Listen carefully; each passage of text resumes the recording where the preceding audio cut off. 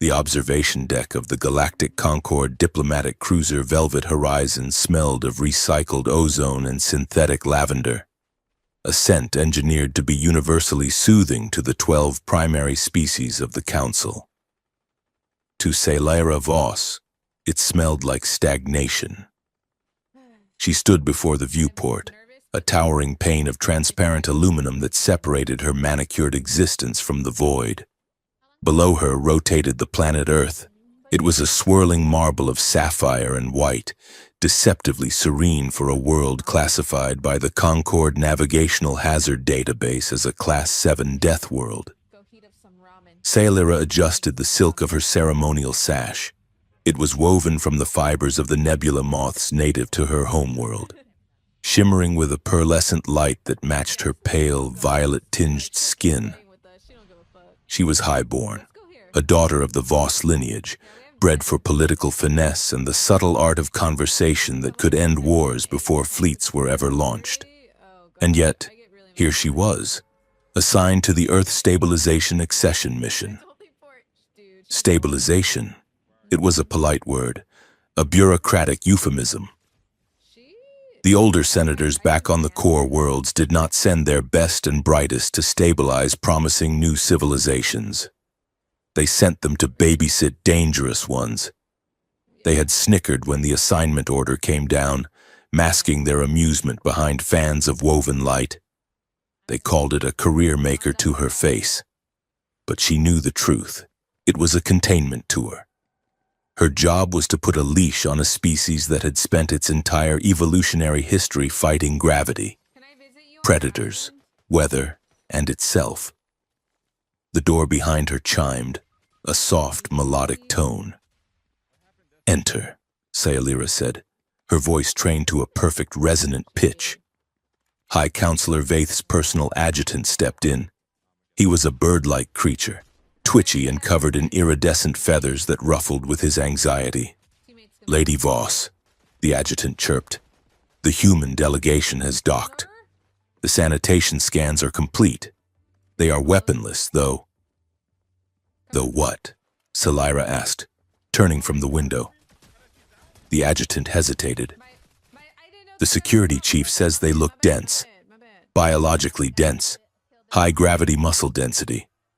He is nervous." Sci-Lyra suppressed a sigh.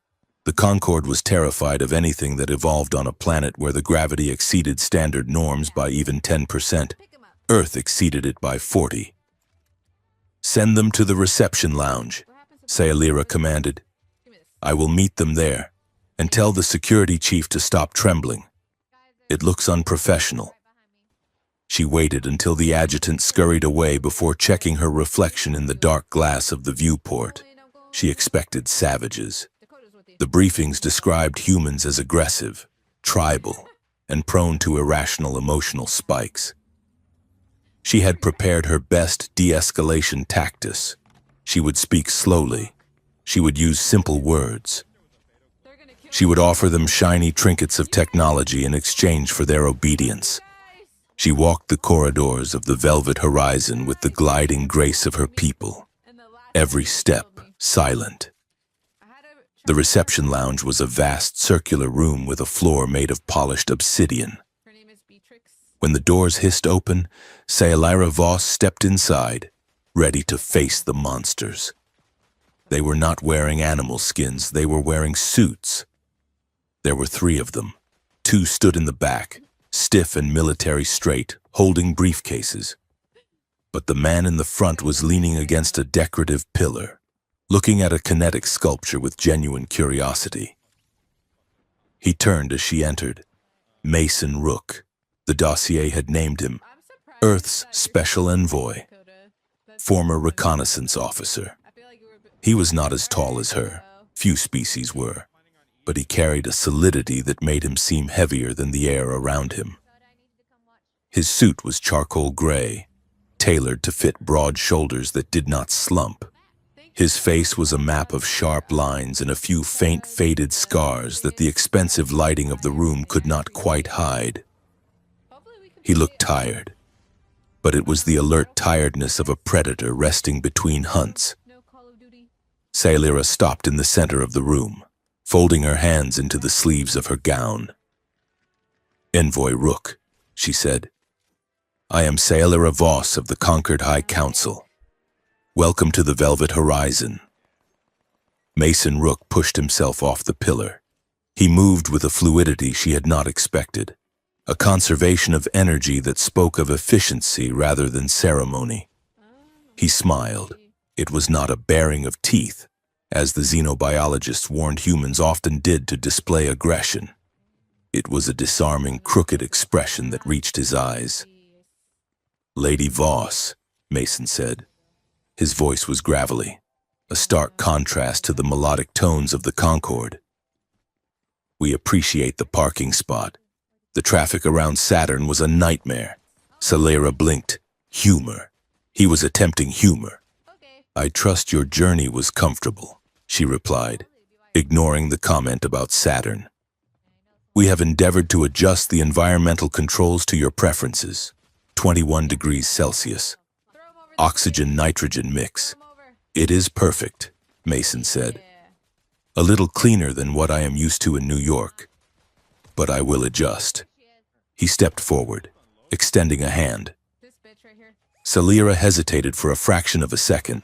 Physical contact was rare in high-level diplomacy, but she remembered the briefing. Humans bonded through touch. She extended her long, slender hand. He gripped it. His skin was warm, dry, and rough. He did not crush her fingers, though she knew he possessed the strength to turn her bones to powder. He shook her hand once firmly and released it. "Now," Mason said, reaching into his pocket. "I have been practicing. My linguistic team told me that greetings are everything in conquered culture. I did not want to rely on the universal translator for the first impression." Sailira arched an eyebrow. "You speak High Velari?" Mason pulled out a small, battered physical book, a phrase book. He squinted at it, cleared his throat, and looked her in the eyes with profound seriousness. "May your grandmother," he said in broken, heavily accented High Velari, "inflate with the majesty of 1,000 helium balloons." Silence stretched across the room. The two human aides in the back went pale. The Concorde guards by the door stiffened, their hands drifting to their stun batons. Sailira stared at him. The phrase he had been aiming for was likely, "May your ancestors rise with the glory of the stars." He had missed the mark by a significant phonetic margin. Mason waited, his expression hopeful. "Did I nail it? Or did I just insult your furniture?" A laugh bubbled up in Sailira's throat. It was an involuntary reaction, something she had been trained to suppress since she was a child in the crystal courts of her homeworld. But the sheer absurdity of it, combined with his earnest delivery, shattered her composure. She laughed, a bright, chiming sound that seemed to startle the guards more than the humans. "You wished for my grandmother to become a dirigible," Sailira said, her eyes crinkling at the corners. Mason winced, closing the book. "Ah, that explains the look on the face of the pilot who sold me this book. I am terribly sorry. I will stick to the universal translator from now on." "No," Sailira said, finding herself smiling. "Please do not. It was the most interesting introduction I have had in 50 years. The tension in the room evaporated. Mason Rook had not just broken the ice, he had taken a sledgehammer to it. Sailira realized, with a sudden jolt of insight, that he had done it on purpose. He knew the translation was wrong. He had used his own incompetence as a weapon to disarm the room. "Please, sit," Sailira said, gesturing to the floating gravity chairs. "We have much to discuss regarding the integration of Earth into the lower council." As they sat, Sailira watched him. He was scanning the room again, his eyes flicking to the exits, the guards, the structural supports. He was relaxed, yes, but it was the relaxation of a loaded spring. The meeting proceeded with surprising efficiency. Mason did not argue over the minor trade tariffs or the zoning regulations for orbital shipping lanes. He nodded, asked clarifying questions, and signed the digital pads with a stylus he produced from his pocket. It was going too smoothly. Celira felt the weight of the secret dossier on her secure data pad. The instructions from her handlers were clear. Keep them happy. Keep them talking. But above all, keep them contained. Toward the end of the session, the conversation turned to technology. Regarding the Scientific Exchange Act, Celira said, bringing up the holographic display, the Concord is prepared to offer Earth advanced medical nanotech and fusion containment protocols. In exchange, we require Earth to sign the limitation of military research clause. Mason paused. He set his stylus down on the table. The click sounded very loud in the quiet room. Limitation, Mason repeated. The word rolled around his mouth like a stone. It is standard procedure for new member species. Celira lied. She was good at lying. It was an art form, to prevent the accidental creation of singularities or unstable antimatter chain reactions. We want to ensure your safety. Mason looked at the hologram. He studied the red lines that demarcated where human research had to stop. No faster than light torpedo development. No planetary shielding above Class 3. No independent AI research. Safety, Mason said softly. That is a nice word. My grandmother, the one who is not a helium balloon, used to say that the safest place for a ship is in the harbor. But that is not what ships are built for. It is a non-negotiable clause. Envoy Rook, Celira said, her voice hardening slightly. The Concord cannot allow a Deathworld species to develop unregulated weapons technology. It is for the stability of the sector. Mason looked at her. For the first time, she saw the soldier behind the diplomat. His eyes were dark and incredibly old. We are not asking for weapons, Lady Voss. We are asking for the right to build our own engines, to protect our own skies. This treaty effectively grounds our fleet and outsources our defense to the Concord. The Concord protecting you is a privilege, Celira countered. Mason leaned back. His smile returned, but the warmth was gone. It was a razor-thin expression now. It is a lovely cage, gold bars, nice amenities. But I think we will need to revisit the wording on Section 8, Paragraph 4. We can table that for tomorrow. He stood up. The meeting was over. He had not shouted. He had not slammed the table.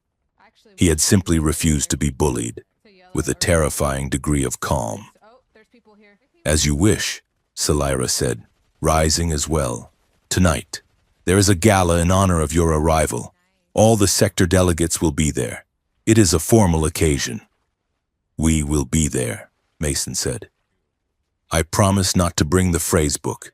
When they left, Celira sat back down in her chair. She exhaled a long breath. She had expected a brute she could outwit. Instead, she had met a man who saw the bars of the cage the moment they were presented to him, and had simply decided he would not walk into it. Later that evening, the grand ballroom of the Velvet Horizon was a kaleidoscope of alien opulence.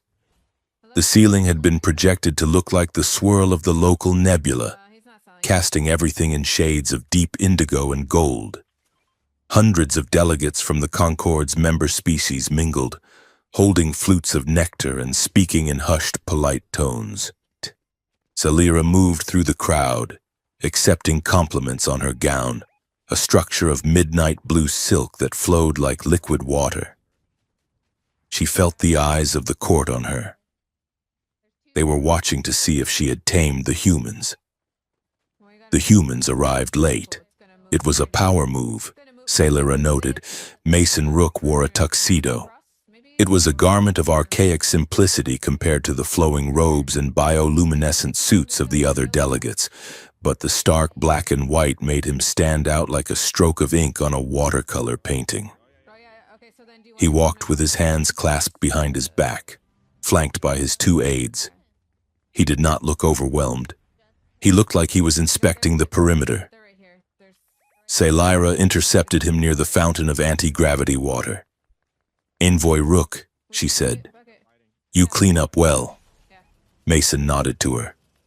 "Lady Voss, this is quite the party. I have never seen so many people pretending to like each other in one room.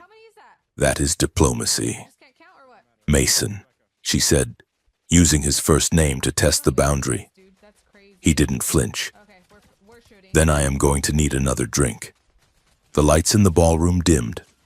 A hush fell over the crowd. "The entertainment," Lyra said. "It is a tradition, a performance by the illusion weavers of System 9. A stage rose in the center of the room. Holographic emitters hummed to life. Lyra felt a knot of dread tighten in her stomach. She had not approved the program. High Counselor Vaith had arranged the entertainment. The hologram flickered into being. It depicted a primitive, mud-covered creature with exaggerated human features, small eyes, flat teeth, flailing limbs. The creature was running in circles, banging two rocks together, screaming in fear at a passing starship. The audience rippled with laughter. It was a high, tittering sound. The holographic creature tripped over its own feet and fell face first into the mud. The caption floated above in standard galactic script: "The noble ancestry of the newest member." Lyra froze. It was a direct insult, a public humiliation designed to provoke the savage Deathworlders into a display of anger, proving they were unfit for the High Council. She turned to look at Mason. He was standing perfectly still. He held a glass of water in his hand. His face was a mask of absolute, terrifying neutrality. He watched the hologram of the primitive human screeching and throwing feces. Most men would have flushed with anger. Most diplomats would have walked out. Mason Rook took a sip of water. He watched the performance as if he were analyzing data. Lyra felt a flush of shame heat her cheeks. "I did not authorize this," she whispered to him. Mason turned his head slowly. His eyes locked onto hers. "I know," he said calmly. "It is very educational." "Educational?" she asked, bewildered. "It tells me exactly what they think of us," Mason said. "And it tells me they are afraid. Afraid. People only mock what they fear." "Lyra, if we were truly insignificant, they would not waste the electricity to insult us." He smiled then. It was the smile of a man who held a winning hand of cards and was waiting for the pot to grow. The performance ended. The crowd applauded politely. Mason set his glass down on a passing tray. He did not clap. He simply stood there, radiating a silence that was louder than the applause. Lyra realized then that his patience was not weakness. It was a fortress, and that unsettled her far more than if he had started a brawl. He was playing a longer game than any of them. Suddenly, the air pressure in the room shifted. Lyra's species possessed a sensory organ along the spine that detected micro-tremors in the air, a remnant of their evolution as prey animals in crystal forests. She felt the snap of displaced air before she heard it. A flash of silver light erupted from the balcony above. It was a kinetic dart, a silent assassin's tool. Mason was the target. The trajectory was perfect, aimed directly at the base of his skull. Lyra did not think. She did not weigh the political consequences. She did not consider her status. Her body moved on pure instinct, a fluid whip-crack of motion. She threw herself to the left, slamming into Mason's chest. "Get down!" she hissed. The impact knocked the wind out of him. They went down in a tangle of limbs and silk. The kinetic dart whizzed through the space where Mason's head had been a millisecond before. It struck the anti-gravity fountain. shattering the containment field. Water exploded outward in a slow-motion sphere of chaos. Screams erupted from the crowd. Guards shouted and the illusion weavers fled. Saylyra lay on the polished floor, her body covering Mason's. She could feel the rapid, powerful thud of his heart against her ribs. He was looking up at her, his eyes wide with shock. "You," Mason breathed. "You are heavy for an elf." Saylyra ignored the comment. She pushed herself up, her violet eyes scanning the balcony. "Are you injured?" "No," Mason said. He reached up, his hand hovering near her shoulder. There was a tear in her silk gown where the sonic wake of the dart had grazed her. "You are bleeding." Saylyra looked down. A thin line of blue blood trickled down her arm. "It is superficial," she said, her voice shaking slightly as the adrenaline faded. Flashbulbs popped. Hover drones from the news networks were already circling, capturing the image. The high-born diplomat, daughter of the Voss, lying on the floor, shielding the human savage with her own body. It was scandalous. It was impossible. Mason shifted, rolling so that he was shielding her from the cameras, his body blocking their view. He stood up and pulled her to her feet with a gentleness that belied the violence of the moment. "Stay close to me," Mason said, his voice dropping into a command tone that brooked no argument. "I am the security detail here," Saylyra protested weakly. "Not anymore," Mason said. He looked at the balcony, his eyes narrowing into slits. "Someone just tried to kill me at your party, Lady Voss. That makes us partners." The security team swarmed them a moment later, forming a protective ring. But in the center of the chaos, the dynamic had shifted. Saylyra looked at Mason Rook.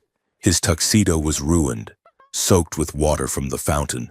His hair was plastered to his forehead, but he looked energized. The boredom was gone. The fatigue was gone. He looked at her, and for a moment, the political mask slipped completely. She saw raw concern in his eyes, mixed with a dawning fascination. She had saved him. A conquered aristocrat had taken a bullet for a human. "That was a foolish thing to do," Mason murmured as they were hurried toward the emergency exit. "It was diplomatic protocol." Saylyra lied, holding her bleeding arm. "Protocol usually involves letting the Deathworlder take the hit," Mason countered. Saylyra looked at him. The lights of the emergency corridor reflected in his dark eyes. She felt a strange pull in her chest, a gravity that had nothing to do with the planet below. She was fascinated by his controlled danger, the way he had switched from gala guest to soldier in a heartbeat. And she saw him looking at her not as a princess or a diplomat, but as a woman who had just done something incredibly brave and incredibly stupid. "I do not like this protocol," Saylyra said softly. "Good," Mason said. "Because neither do I." They moved together down the corridor, the silence between them charged with the smell of ozone, wet silk, and the undeniable spark of a line that had just been crossed. The galaxy thought it knew what was happening, a diplomatic incident, but Saylyra Voss, clutching her wounded arm, had the sinking feeling that the galaxy had no idea what had just begun. The media feeds were already broadcasting the image across 5 sectors. The princess and the soldier, bound by blood and water. The older senators would be furious. Vaith would be apoplectic. Saylyra looked at Mason's profile. He was scanning the corners, protecting her as she had protected him. She realized she did not care what the senators thought, and that was the most dangerous thought of all. The holographic manifest hovered in the air between them, a cascading waterfall of blue light that illuminated the stark, sterile geometry of Saylyra's private office. To the untrained eye, it looked like generosity. billions of credits in medical supplies, atmospheric scrubbers, and educational syntax drives, all earmarked for Earth. "It looks perfect," Sayalira said, her voice tight. "That is why I know something is wrong. The Concord does not give gifts. Mason, it makes investments." Mason Rook was sitting on the edge of her desk, a breach of protocol that no longer made her flinch. He was scrolling through a data pad with one hand, the other resting on the grip of a kinetic pistol he had concealed under his jacket. He had not drawn it, but he never let it get far. "Look at line 412, Mason said. Sayalira expanded the data stream. Class A immunological boosters. Manufacturer, Araxis Consortium. Standard medical aid, she noted. "Read the subclause on the license," Mason countered. Sayalira frowned, manipulating the light with her long, slender fingers. "Proprietary synthesis. Use of these boosters requires a monthly renewal key from the Araxis central server to prevent biological rejection." She went cold. "It is a subscription service," she whispered. Mason nodded, his expression grim. "For our immune systems. If we take this aid, we become biologically dependent on a server code that the Concord can switch off if we miss a payment or vote the wrong way. It is not medicine. It is a leash." "And the educational AI?" she asked, fearing the answer. "It routes all historical queries through Concord filters," Mason explained. "It teaches our children that humanity was a chaotic mistake until the benevolent Concord arrived to civilize us. It is soft control. Sayalira, you do not need to bomb a planet if you own its blood and its history." Sayalira deactivated the hologram with a sharp swipe of her hand. The room plunged back into the soft ambient lighting of the embassy suite. She felt a nausea that had nothing to do with biology and everything to do with betrayal. She had believed in the mission. She had believed she was bringing light to the darkness. Instead, she was the delivery mechanism for a gilded cage. "We need to see where this is coming from," Sayalira said, standing up. "The paperwork says these shipments are processed in the lower trade rings." "That is the bad part of town," Mason said, a small, dangerous smile touching his lips. "You are going to love it." The capital megastructure of the Concord, Ethelgard, was a vertical city the size of a continent. The upper levels, where Sayalira lived, were crystalline spires bathing in eternal sunlight.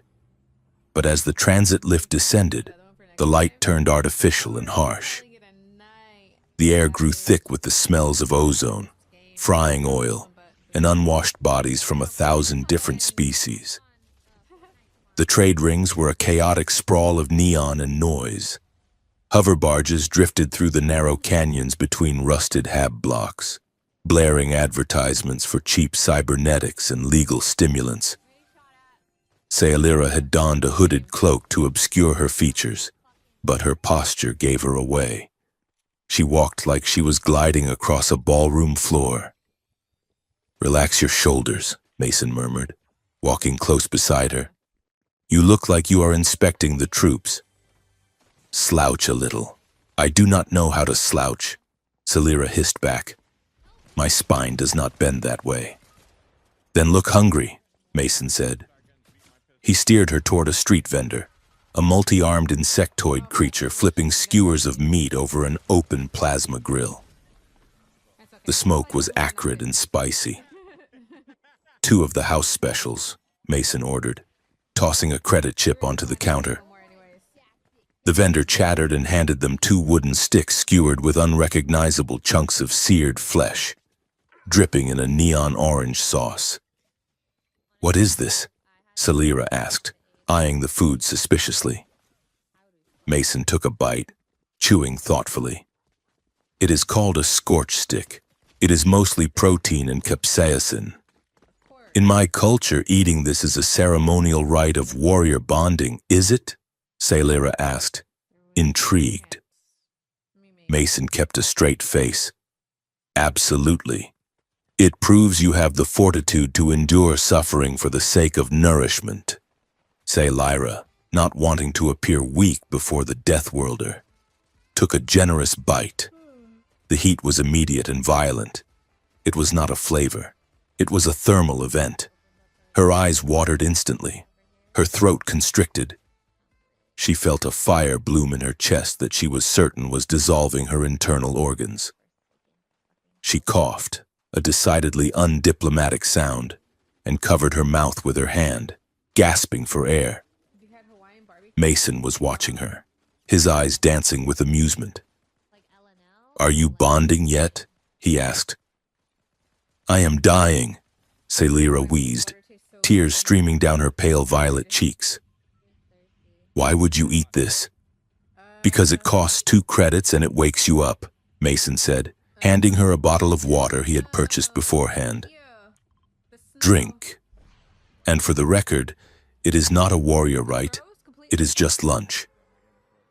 Lyra drank the water, glaring at him over the rim of the bottle. "You are a terrible diplomat." Mason Rook. "And you are crying over spicy chicken," Mason replied, taking another bite of his own skewer without flinching. "We all have our weaknesses," despite the burning in her mouth. Lyra felt a laugh bubble up. It was absurd. Here she was, a high-born daughter of the Voss, standing in the grease-stained gutter of the galaxy, eating fire on a stick with a human who treated assassination attempts and indigestion with the same casual indifference. But the moment of levity was shattered by a notification chiming on her wrist link. It was a Priority 1 alert from the High Council. She tapped the display. A holographic projection of High Counselor Vaith appeared. Vaith was a slender, aquatic being who always looked as though he were smelling something unpleasant. "Lady Voss." Vaith's voice was smooth and venomous. "It has come to the Council's attention that you have been spending a great deal of time in the unsupervised company of the human envoy. I am conducting my mission." "Counselor," Lyra replied, her voice instantly shifting back to the cool, detached tone of the court. "There are concerns," Vaith continued, "regarding your objectivity. Rumors suggest you are emotionally compromised, that the Deathworlder has manipulated your sympathies." Mason, standing just out of the hologram's pickup field, rolled his eyes. "To quell these rumors," Vaith said, "you will host a live interview tonight, a human temperament assessment. It will be broadcast to the core systems. We want to show the galaxy that the humans are stable, or perhaps reveal that they are not. Do not fail us. Lady Voss." The hologram winked out. Lyra stared at the empty air. "It is a trap," she said softly. "Of course it is," Mason said, finishing his skewer. "They want me to snap on live television. They want the angry savage to scare the nice citizens so they can justify the blockade." "We can refuse," Lyra said. "No," Mason said. "If we refuse, we look guilty. We have to do it. But they will provoke you. Mason, they will use psychoacoustic dissonance in the studio. They will ask questions designed to trigger an adrenal response." Mason wiped his mouth with a paper napkin. "Let them try," he said. "I have sat through 3-hour briefings on sanitation logistics. My tolerance for boredom and stupidity is infinite." The broadcast studio was a blinding amphitheater of white light and floating cameras. The host was a celebrity pundit named Jarek, a gelatinous being with 6 eyes and a reputation for destroying careers for entertainment. Lyra sat in the moderator's chair, her stomach in knots. Mason sat opposite Jarek, looking relaxed in a fresh suit, his hands folded loosely in his lap. The on-air light turned crimson. "Welcome, citizens of the Concord," Jarek boomed, his voice amplified to shake the walls. "Tonight, we look into the face of the unknown, the human. Jarek swiveled toward Mason. Envoy Rook, your species comes from a world where tectonic activity kills thousands annually. Your history is a tapestry of war. Tell us, do you struggle to suppress the urge to violence in this civilized room? Sailira held her breath. It was a leading question, designed to put him on the defensive. Mason smiled. It was the polite, disarming smile he used on bureaucrats. An excellent question. Jarek, it is true. Earth is a challenging environment. Gravity is heavy. The weather is enthusiastic, but we found that struggle breeds innovation, not just violence. For example, we invented the ambulance before we invented the kinetic cannon. We value life because we know how fragile it is. Jarek blinked, all 6 eyes blinking out of sync. He had expected a denial, not a philosophical pivot. But your biology, Jarek pressed, high adrenaline levels, predatory binocular vision. You are built to kill. How can we trust a species that carries weapons in its very DNA? Mason leaned forward slightly. The camera zoomed in. Trust is not about biology. Jarek, it is about choice. My biology tells me to run when I see a predator. Yet here I am, sitting across from you, and I have not moved an inch. The studio audience, a mix of various species, rippled with low laughter. Jarek flushed a darker shade of green. You mock us, Jarek snapped. This is the arrogance of the Deathworlder. You think you are stronger than us because you survived a hellscape. I do not think we are stronger, Mason said, his voice dropping to a register that was quiet but carried to the back of the room. I think we are patient. You ask if I am violent. I ask you this. The Concord has blockaded 3 worlds in the last cycle, starving millions to enforce trade tariffs. Who is the violent one? Jarek, the man who carries a weapon to defend his home, or the man who uses a fountain pen to sign a famine into existence? Silence slammed into the studio. It was absolute. Mason had not raised his voice. He had not bared his teeth. He had simply held up a mirror, and the reflection was ugly. Jarek sputtered, Cut! Cut the feed! But it was too late. The feed had gone out. Mason Rook had just publicly undressed the moral superiority of the Concord in under 3 minutes, using nothing but polite diction and a calm demeanor. As the lights dimmed and the producers scrambled, Sailira looked at Mason. He gave her a small wink. The backlash was immediate and polarized. The social networks of the galaxy lit up. Half the population was terrified of the intellectual predator. The other half, the downtrodden, the minor species, the debt-ridden colonies, saw something else. They saw a man who was not afraid of the giants, but victory came with a cost. Sailira could feel the ice forming around her.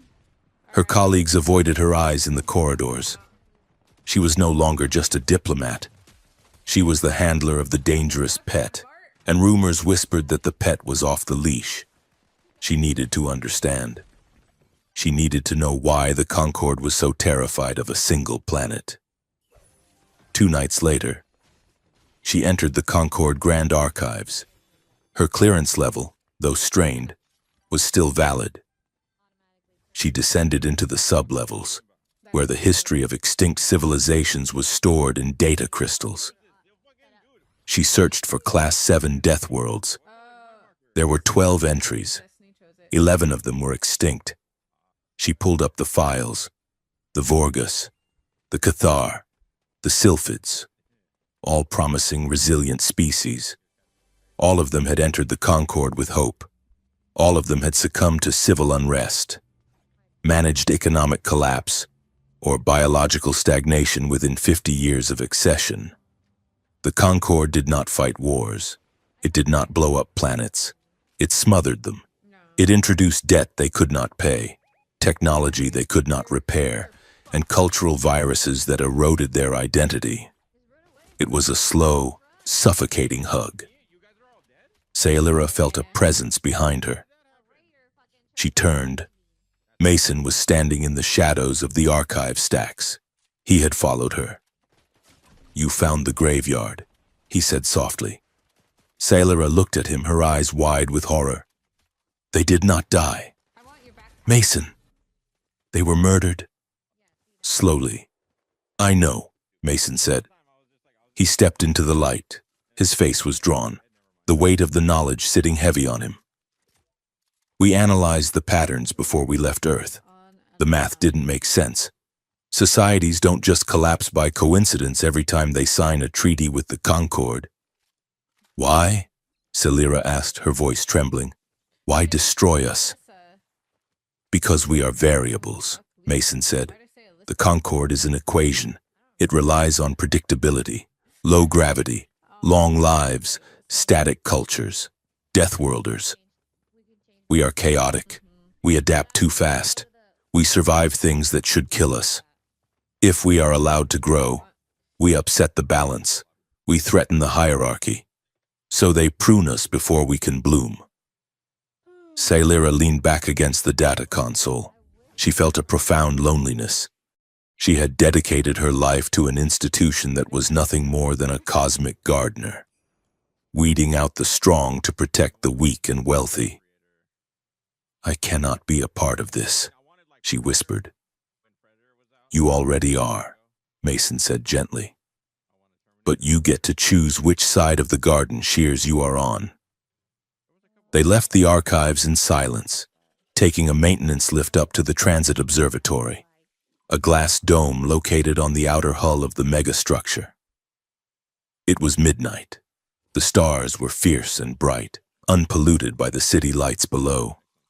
They stood looking out at the galaxy. The silence between them was no longer political. It was the silence of two people standing on the edge of a cliff.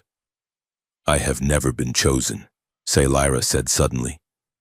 The words bypassed her filter. Mason turned to look at her.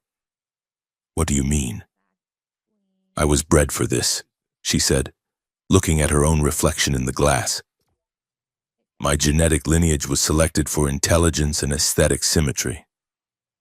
My education was curated. My career was pre-assigned. No one ever looked at me and said, 'I want her.' They said, 'I need her. I am useful. I am a very expensive, very efficient tool.'" She turned to him. Her violet eyes were shimmering. "And you, Mason, you are a tool for your people too, are you not? The soldier, the envoy." Mason looked away, staring at the distant curve of a nebula. "I am a jagged tool," he said. "I am the one they use to break things. And I am terrified. Sayalira." "Terrified? You?" "I am terrified of what we will do if they push us too far," Mason admitted. His voice was rough. "Humans, we try to be good, we try to be builders. But if you back us into a corner, if you threaten our children, we stop being builders. We become something else. I have seen it.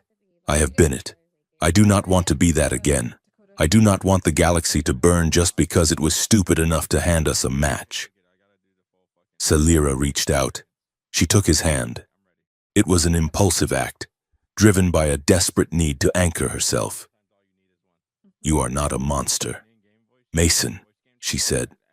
"Not yet," he replied. The moment was shattered by the shriek of alarms.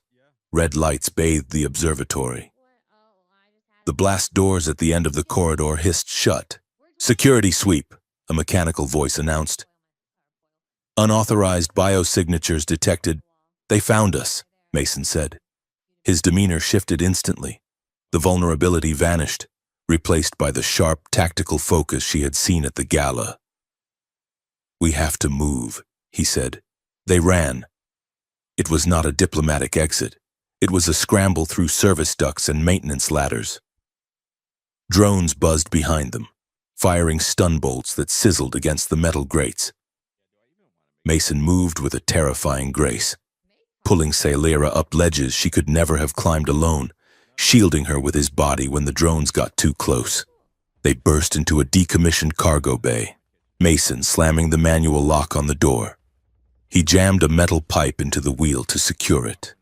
Heavy thuds slammed against the door from the other side. They were safe for a moment. The cargo bay was dark, lit only by the blinking red emergency lights. The air was cold. Sailira was gasping for breath, her chest heaving, her elegant robes were torn, her hair wild. She had never felt so alive. Mason was breathing hard too, leaning against the door, listening to the pursuit. He turned to look at her. The red light washed over his face, highlighting the sweat on his brow and the intensity in his eyes. He pushed off the door and walked toward her. He did not stop until he was standing inches away. "Are you all right?" he asked. Sailira nodded, unable to speak. The adrenaline was crashing, leaving her trembling. But beneath the fear, there was something else. A magnetic pull that was undeniable. She looked up at him. He was dangerous. He was everything her culture told her to fear. Unpredictable, violent, short-lived. And he was the only real thing she had ever known. She reached out and touched the lapel of his ruined suit. "Mason," she breathed. He looked down at her. His hands twitched at his sides, as if he were fighting a war against his own instincts. He wanted to touch her. She could see it. The hunger in his eyes was raw and terrifyingly open. "You should not be here with me," Mason said, his voice a low rumble. "I am a liability. You are the only one who is not lying to me," Sailira said. She stepped closer, closing the tiny gap between them. She felt the heat radiating from him. She wanted the danger he restrained. She wanted to know what it felt like to be held by someone who could crush stone but chose to be gentle. Mason's hand came up, hovering near her face. He brushed a strand of silver hair away from her cheek. His fingers were rough, callous against her porcelain skin. The contrast sent a shiver down her spine that had nothing to do with the cold. "Sailira," he whispered, "if we do this, if we cross this line, there is no going back. The council will destroy you. Let them try," she said, echoing his words from the studio. He leaned in. His forehead rested against hers. She closed her eyes, breathing in the scent of him, smoke, rain, and warm skin. It was an intimacy more profound than any physical act. It was a sharing of breath, a mutual confession of treason against the universe. He did not kiss her. He stopped a millimeter away, his breath hot on her lips. It was a pause of excruciating discipline. "Not here," Mason whispered, his voice strained with the effort of stopping. "Not while you are still a target. I will not make you a casualty of my war." He pulled back, just an inch, but his hands stayed on her arms, grounding her. "But know this," he said, his eyes locking onto hers with a ferocity that burned. "I am not leaving, and I am done playing nice." Sailira opened her eyes. The tension between them was a physical weight, a promise hanging in the red-lit air. They had not kissed, but they had surrendered. She belonged to this chaotic, terrifying truth now. "We are going to burn it down, are we not?" Sailira asked softly. Mason grinned, and this time, it was not a diplomatic smile. It was a wolf's smile. "We are going to take it apart," he corrected, "brick by brick, starting with Araxis." The pounding on the door stopped. The drones were retreating, likely to flank them, ready to run again. "Princess?" Mason asked, offering his hand. Sailira Voss, high-born diplomat and traitor to the Concord, took the human's hand. "Always," she said, and together they vanished into the dark of the ship's belly, leaving the old world behind them. The data trail led them to the darkest corner of the subsector, a logistics hub known as the Rusty Lung. It was a place where shipping containers went to die and where questions were generally answered with a plasma bolt rather than a verbal response. Saylara Voss adjusted the hood of her cloak. She was learning to walk differently, adopting the hunched, purposeful stride of the locals, though her boots were still too clean for this floor. Beside her, Mason Rook looked entirely at home.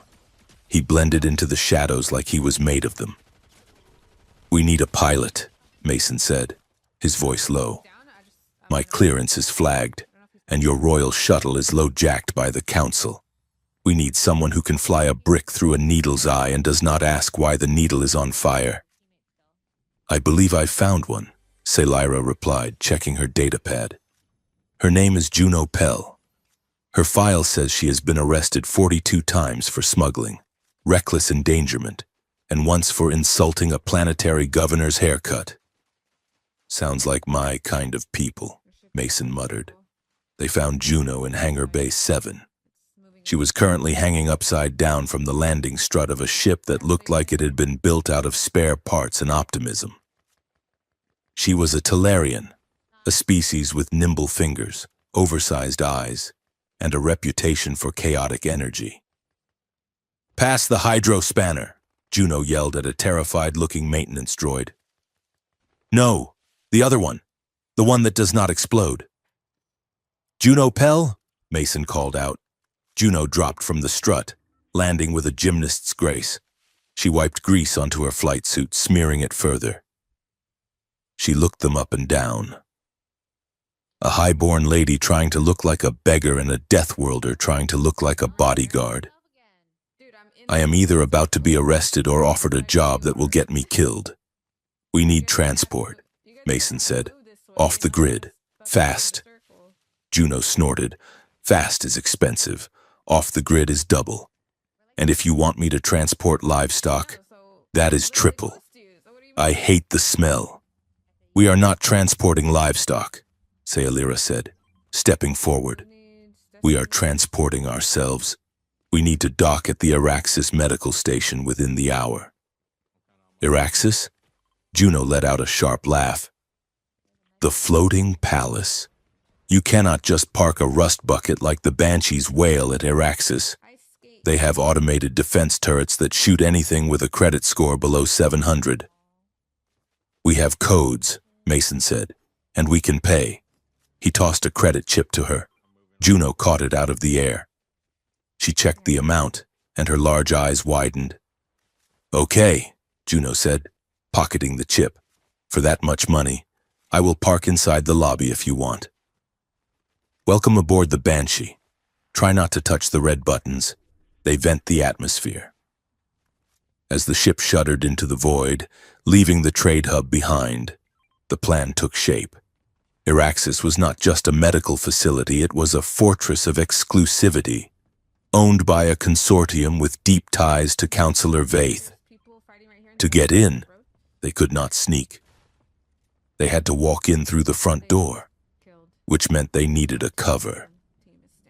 Saylara stood in the cramped quarters of the ship, holding up a garment that Juno had scrounged from her theatrical disguise locker. It was a robe of translucent shimmer silk, cut low in the chest, accompanied by a heavy collar of gaudy fake gemstones. "Absolutely not," Mason said, staring at the outfit with genuine horror. "It is the only way." "Mason," Saylara said, though her lips were twitching with suppressed amusement. "I am checking in for a wellness retreat. Highborn ladies often bring companions, ceremonial consorts." "I am a special envoy of Earth," Mason argued. "I am a decorated soldier. I do not wear sequins." "You do if you want to get past the bioscanners," Juno chimed in from the cockpit.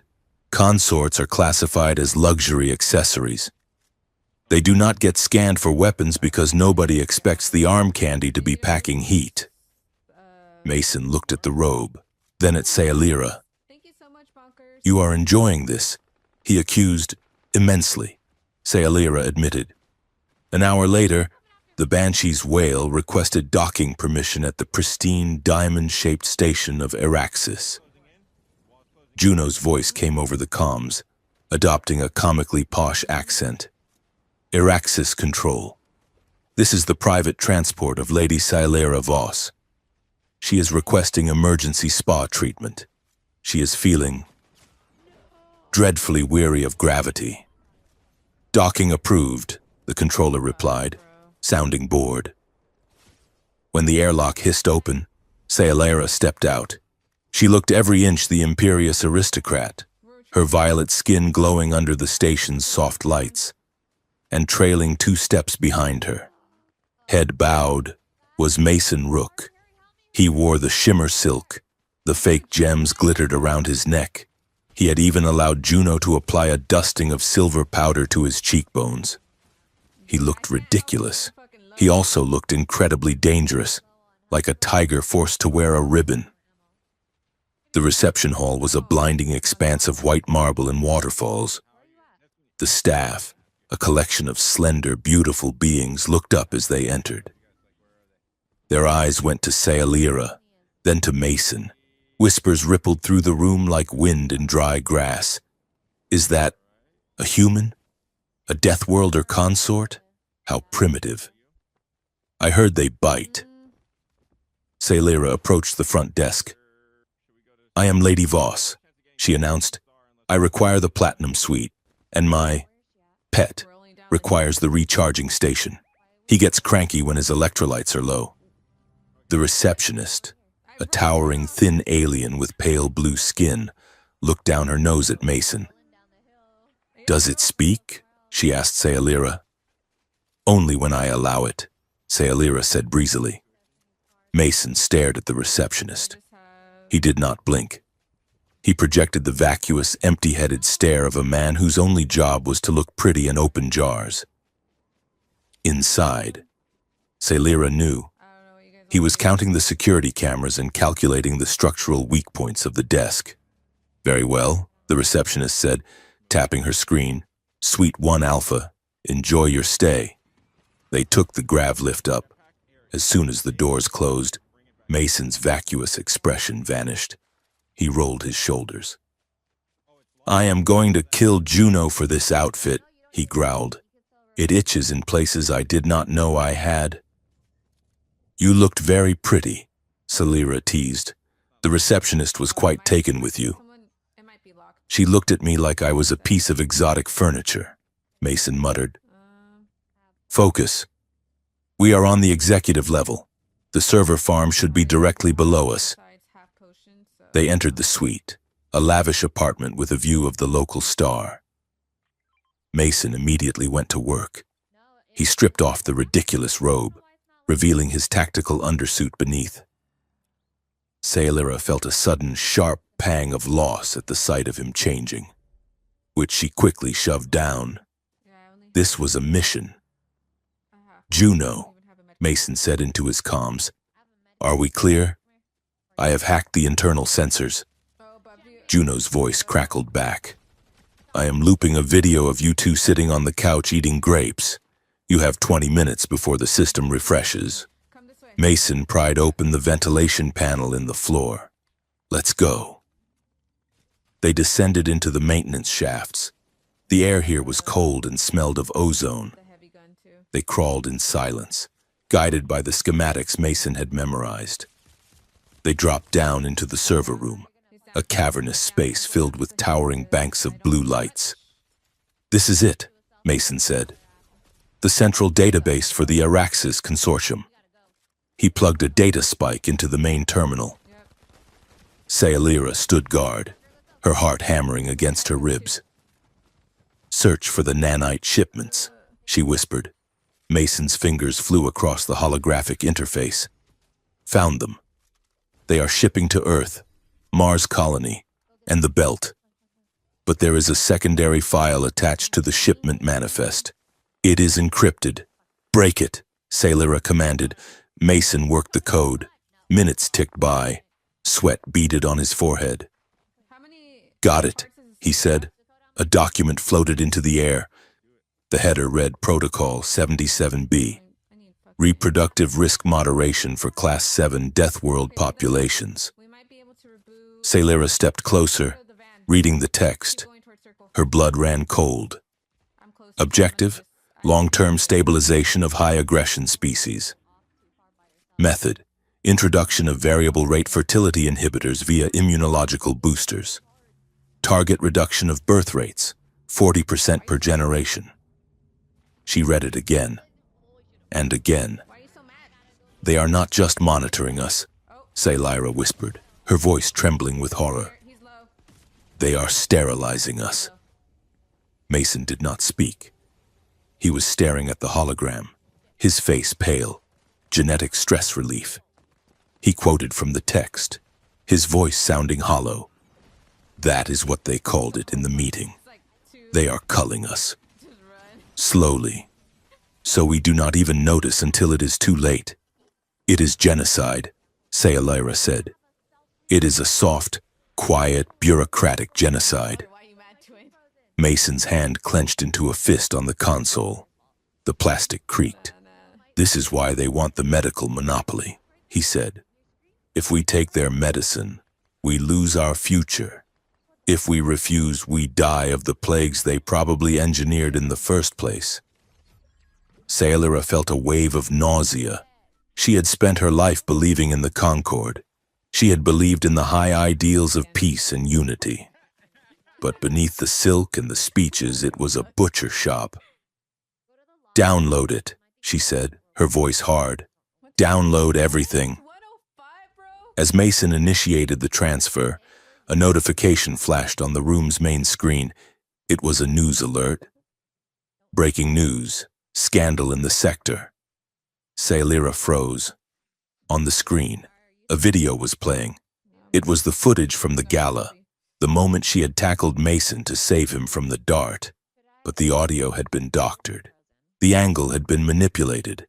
It did not look like a rescue. It looked like a tryst.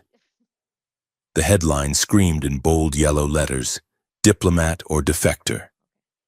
Lady Voss caught an illicit affair with Deathworlder. The commentary was vicious.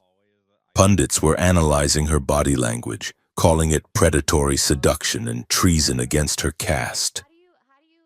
They were painting Mason not as a victim of assassination, but as a brute who had corrupted a high-born daughter. They are destroying you, Mason said, looking at the screen. To discredit the witness before we can testify. Sailora's wrist comp buzzed. It was a priority channel. The ID was House Voss. It is my mother, Sailora said. Answer it, Mason said. She tapped the link. A hologram of the matriarch of House Voss appeared. She was an older version of Sailora, elegant and terrifyingly cold. Sailora, the matriarch said. Her voice was like cracking ice. Mother, Sailora replied, standing straight. You have shamed us. The images are everywhere. You are rolling on the floor with a primitive. He was being targeted for assassination. Sailora said. I saved his life. You saved a variable, the matriarch snapped. And now you have destroyed our political standing. Listen to me carefully. Daughter, you will return to the capital immediately. You will issue a statement claiming the human used pheromonal manipulation to confuse you. You will denounce him. And if I do not? Sailora asked. Then you are no longer Voss, the matriarch said. You will be stripped of your rank, your assets, and your name. You will be in exile. Sailora looked at the woman who had raised her. She saw the fear behind the arrogance. They were afraid of losing power. They were afraid of the truth.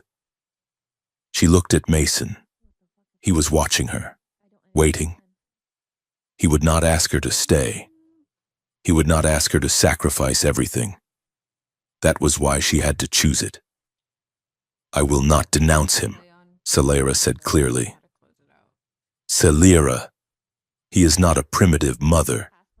He is the only honorable man I have met in this entire sector. And I am done being a decoration for your empire.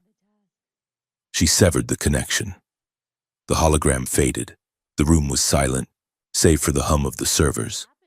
You just threw away 1,000 years of lineage, Mason said softly. I threw away a lie, Sailora replied. The download chime pinged, transfer complete.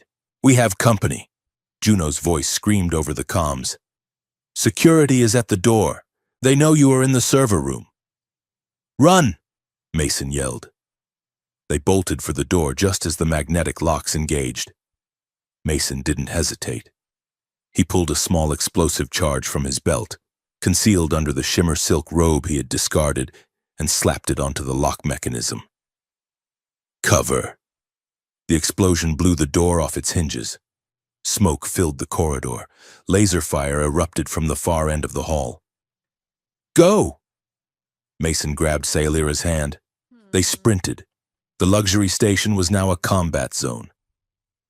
Drones swarmed from the ceiling vents.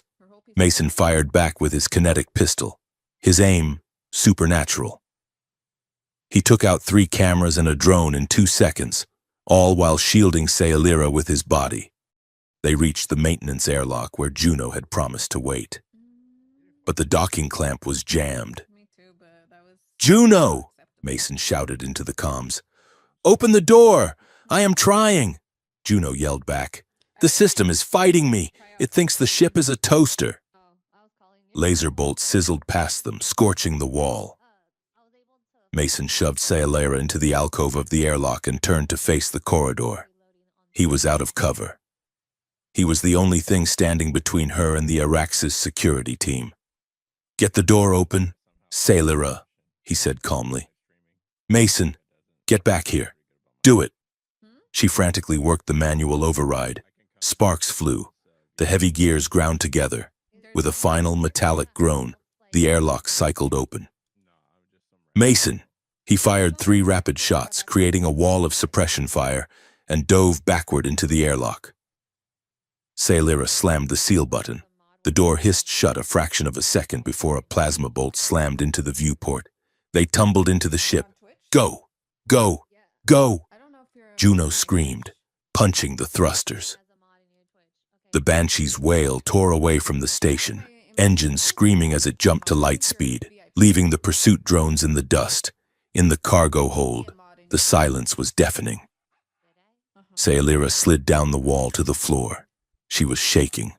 Her elegant disguise was ruined, covered in soot and grease. Mason was leaning against the opposite wall, reloading his pistol. His hands were steady, but his breathing was ragged. He looked at her, checking for injuries. Are you hit? He asked. No, Sailira whispered. You? I am fine. He holstered the gun and ran a hand through his hair. He looked exhausted. That was close, he said. Too close. Sailira stood up. The adrenaline was still coursing through her veins, but it was mixing with something else now. Something hotter. She looked at him, this man who had just taken on an army for her, who had worn a dress for her, who had uncovered a genocide to save her people and his own. She crossed the cargo bay in 3 strides. Sailira, Mason warned, seeing the look in her eyes. She didn't stop until she was chest to chest with him. She grabbed the lapels of his tactical suit and slammed him back against the bulkhead. It wasn't violent, it was desperate. Stop it, she said, her voice fierce. Stop what? Mason asked, his voice rough. Stop treating me like glass. Stop treating me like a mission objective. You just watched me disown my family. You watched me commit treason.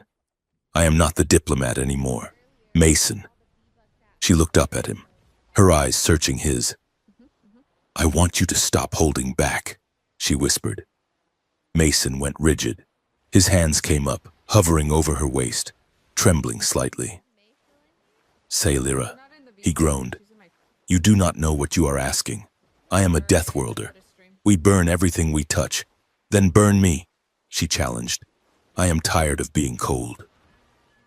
She rose on her tiptoes and pressed her forehead against his. Mason let out a sound that was half growl, half prayer. His control, the iron discipline he wore like armor, finally cracked. He wrapped his arms around her, pulling her into him with a force that knocked the breath out of her. One hand tangled in her silver hair, the other gripped her waist, anchoring her. He did not kiss her gently. He buried his face in the crook of her neck, breathing her in, his lips brushing the sensitive skin there. It was intimate, raw, and overwhelming. Sayalira gasped, her hands clutching his shoulders. She felt the sheer power in his frame, the leashed violence that he kept locked away. But now, she felt the need behind it, the loneliness. "You have no idea," Mason murmured against her skin, "how long I have wanted to do this." "Then why did you wait?" she asked breathlessly. "Because you were safe," he said, pulling back to look her in the eyes. His gaze was intense, dark, and dilated. "As long as I kept my distance, you were safe. But now we are in the fire together," he said. He leaned in and kissed her. It was a searing collision of relief and fear. It was a kiss that tasted of ozone and survival. Sayalira melted into it, her body arching against his. For the first time in her life, she felt entirely terrifyingly present. There was no politics here, no schemes, just the heat of him. Mason broke the kiss, resting his forehead against hers, his breathing heavy. He didn't let her go, but his hands shifted, becoming protective rather than possessive. He was engaging the brakes, even as his body screamed to go faster. "We have to stop," he whispered, his voice strained. "Why?" Sayalira asked, dazed. "Because if we don't stop now," Mason said, a wry, pained smile touching his lips, "I am going to forget that there is a pilot in the next room who has a direct video feed of this cargo bay." Sayalira blinked, glancing at the security camera in the corner. "Juno?" she asked. The intercom clicked on. "I am eating popcorn," Juno's voice said. "Please do not stop on my account. This is better than the soap operas on Channel 5. Mason groaned and hid his face in Sayalira's shoulder. "We are going to have a talk about boundaries, Juno," he shouted at the ceiling. Sayalira laughed. It was a shaky, breathless sound, but it was real. She rested her head against Mason's chest, listening to the thundering of his heart. Mason held her there. The desperate heat had faded into a warm, steady glow. "No more lies," Sayalira said quietly into his shirt. "No more hiding. No more lies." Mason agreed. He kissed the top of her head. "From now on, it is us against the galaxy." And for the first time, Sayalira Voss did not feel like a tool or a decoration. She felt like a partner. She looked up at him. "What do we do now?" Mason looked at the datapad in his pocket, the one containing the proof of the genocide protocol. "Now," he said, his eyes hardening. "Now we go to war. But we do it our way." He looked at the datapad. "They wanted to limit our birth rates. They wanted to shrink us. I think it is time we showed them exactly how loud a Deathworlder can get." Sayalira smiled. It was a dangerous smile. "I know a few senators who might be interested in this data," she said. "And I know a few pirates," Mason added, glancing at the cockpit door. The Banshee's wail streaked through the hyperspace lane, a tiny speck of rebellion in an infinite empire. Inside, a princess and a soldier stood in the dark, holding hands, ready to set the universe on fire. The shuttle transfer was supposed to be a standard diplomatic handoff, a boring procedure conducted in the neutral zone between the Concord border and the unregulated trade lanes. Sayalira sat in the passenger cabin of the diplomatic transport, smoothing the fabric of her travel cloak. She felt exposed without Mason, who had been forced to remain on the Banshee's whale due to the strict no Deathworlder policy of the transfer station. "Do not worry," Juno had said over the comms right before the signal cut out. "We are parked right outside. If anyone sneezes in your direction, we will know." But they did not sneeze. They boarded. The airlock cycled with a hiss that sounded wrong, too fast, too aggressive. Sailira stood up, her instincts flaring, just as the cabin door was blown inward by a concussive charge. Smoke filled the small space. Through the haze, 4 figures emerged. They wore the matte black armor of the Obsidian Guard, the Concorde's wet-work division. But their insignias were stripped. "Lady Voss," the lead figure said. His voice was mechanically distorted. "High Counselor Vaith sends his regards." Sailira did not scream. She did not cower. She straightened her spine, channeling generations of Voss matriarchs. "This is a violation of the Diplomatic Immunity Act. Section 4, she stated coldly. "The act protects diplomats," the guard replied, stepping forward and clamping a suppression collar around her neck. "Not traitors." The collar hummed. Sailira's vision swam. Her knees buckled as the neural dampeners cut the connection between her brain and her motor functions. As she fell into the darkness, her last thought was not of fear for herself, but a terrifying realization of what she had just unleashed. They had taken Mason Rook's partner. They had just removed the only reason for him to stay calm. Mason Rook did not yell when the signal from Sailira's biomonitor vanished. He did not punch the console. He went perfectly, horrifyingly still.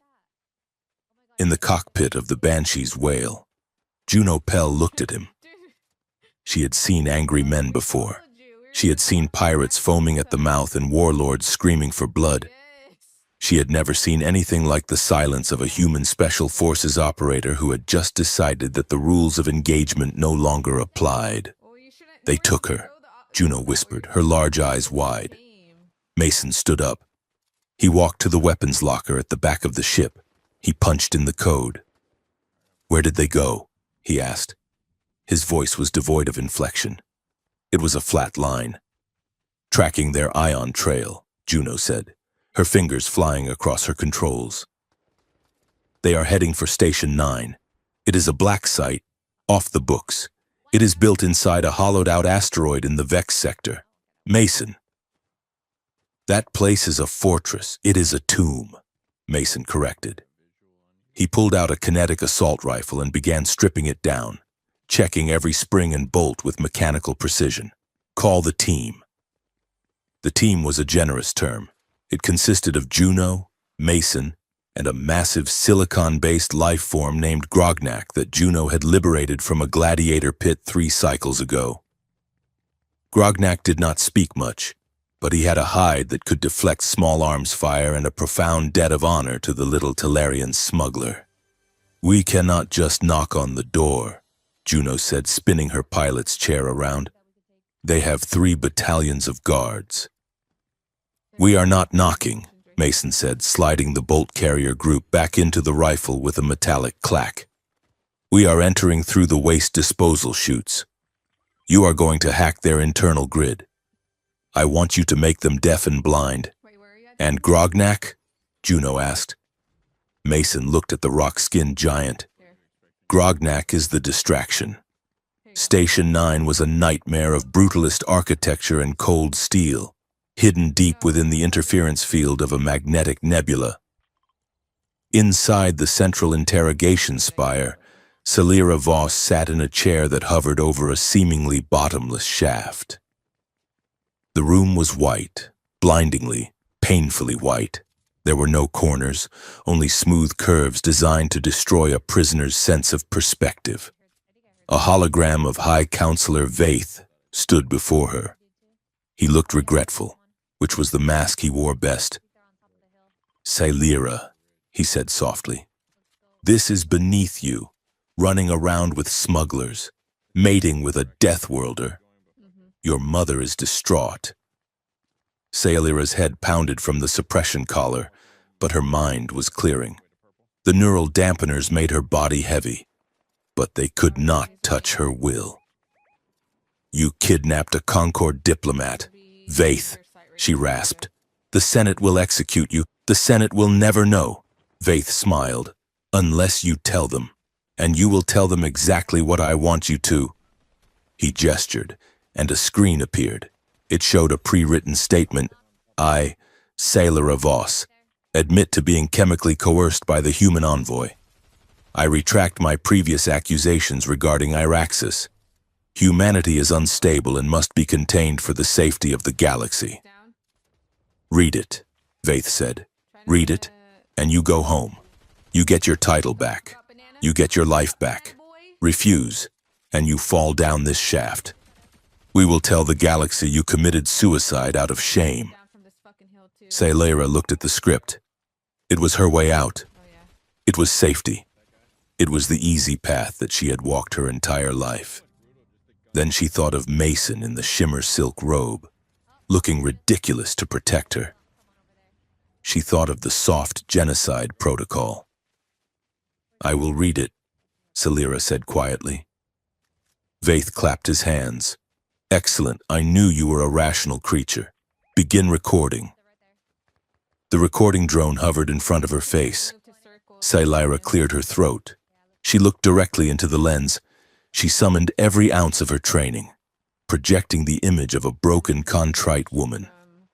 I, Sailera Voss, speak now to the galaxy. She began, but she did not read the script. Instead, she spoke in High Velari, using a dialect of court poetry that relied on tonal shifts to convey double meanings. To Vaith, it sounded like a flowery apology. To the translation algorithms embedded in the Concord archives, where this recording would inevitably be filed, it was a command code. She was not confessing. She was embedding a data key. She was using her voice to unlock the encrypted files Mason had stolen from Iraxis and attaching them to this very video feed. I admit that I have seen the truth, Sailera said, tears welling in her eyes. The truth of what the Concord does to those it calls friends. Vaith frowned. That is not the script. It is the truth, Sailera said, her voice hardening. And the truth does not need a script. Vaith realized it a second too late. Cut the feed, he screamed. Kill her! The floor beneath Sailera's chair began to retract. Then the lights went out. 5 levels down. Chaos had arrived, and it was wearing a Hawaiian shirt. Juno Pell sat in the ventilation shaft, plugged into the station's mainframe. She had bypassed the firewalls by routing the signal through the station's automated coffee machines. Okay, let's see what this button does, Juno muttered. Suddenly, every speaker on Station 9 crackled to life. Attention, valued henchmen and faceless goons. A pleasant synthetic voice announced, Please be advised that the brooding intensity level in Sector 4 has exceeded recommended limits. Also, Tuesday is taco night.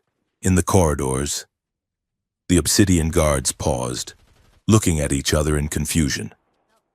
Furthermore, the voice continued, Security protocols have been rerouted to party mode. Please refrain from shooting the guests. The lights in the hallway shifted to a strobing disco pattern. While the guards were distracted by the sudden rave atmosphere, a shadow moved among them. Mason Rook did not run. He flowed. He dropped from the ceiling support beams like a spider. He did not use his rifle.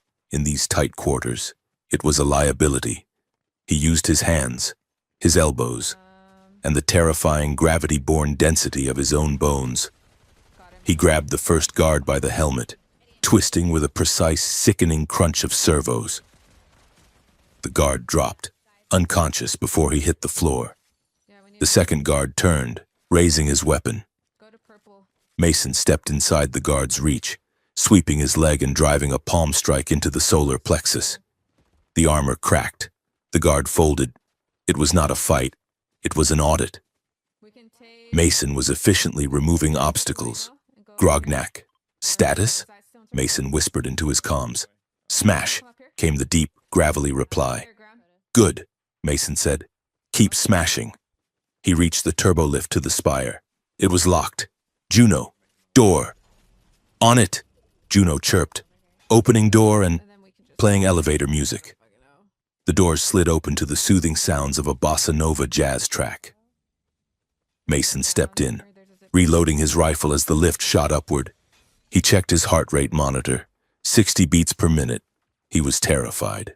He was terrified that he was too late. But he pushed the fear down into the cold place where the soldier lived, and he let the anger drive the machine. In the spire, Vaith was panicking. The emergency power was failing.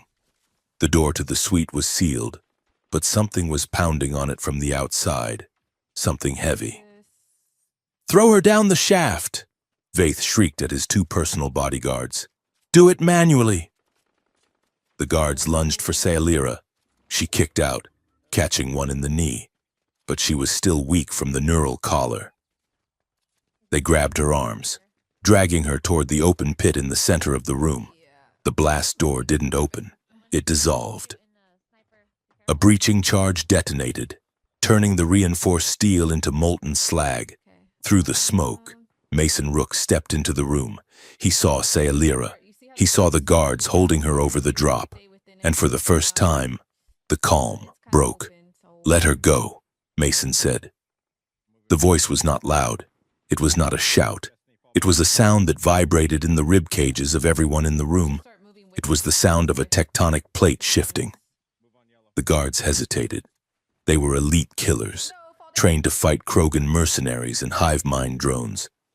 But looking at the humans standing in the smoke, they felt a primal instinct that dated back to when their ancestors were prey.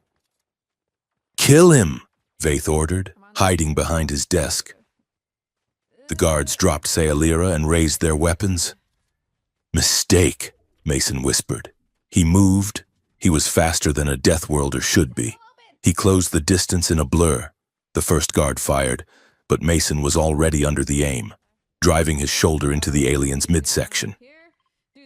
The impact sent the guard flying backward, skidding across the floor. The second guard drew a monofilament blade. Mason caught the wrist mid-swing, using the guard's own momentum to flip him. He slammed the guard into the floor, hard enough to crack the tiling, and held the barrel of his rifle to the alien's helmet. "Stay down," Mason commanded. The guard stayed down. Vaith was running for the emergency escape pod. Mason didn't chase him. He simply raised his rifle and fired a single shot. The bullet severed the hydraulic line of the escape pod door. It slammed shut, locking Vaith inside the room. Mason dropped the rifle. He walked over to Sayalira, who was kneeling by the edge of the pit, gasping for air. He knelt beside her. His hands, which had just dismantled two armored soldiers, were shaking as he reached for the suppression collar. "Hold still," he murmured. He gripped the metal collar, human muscles corded under his tactical suit. With a grunt of exertion, he tore the locking mechanism apart. The collar snapped and fell away.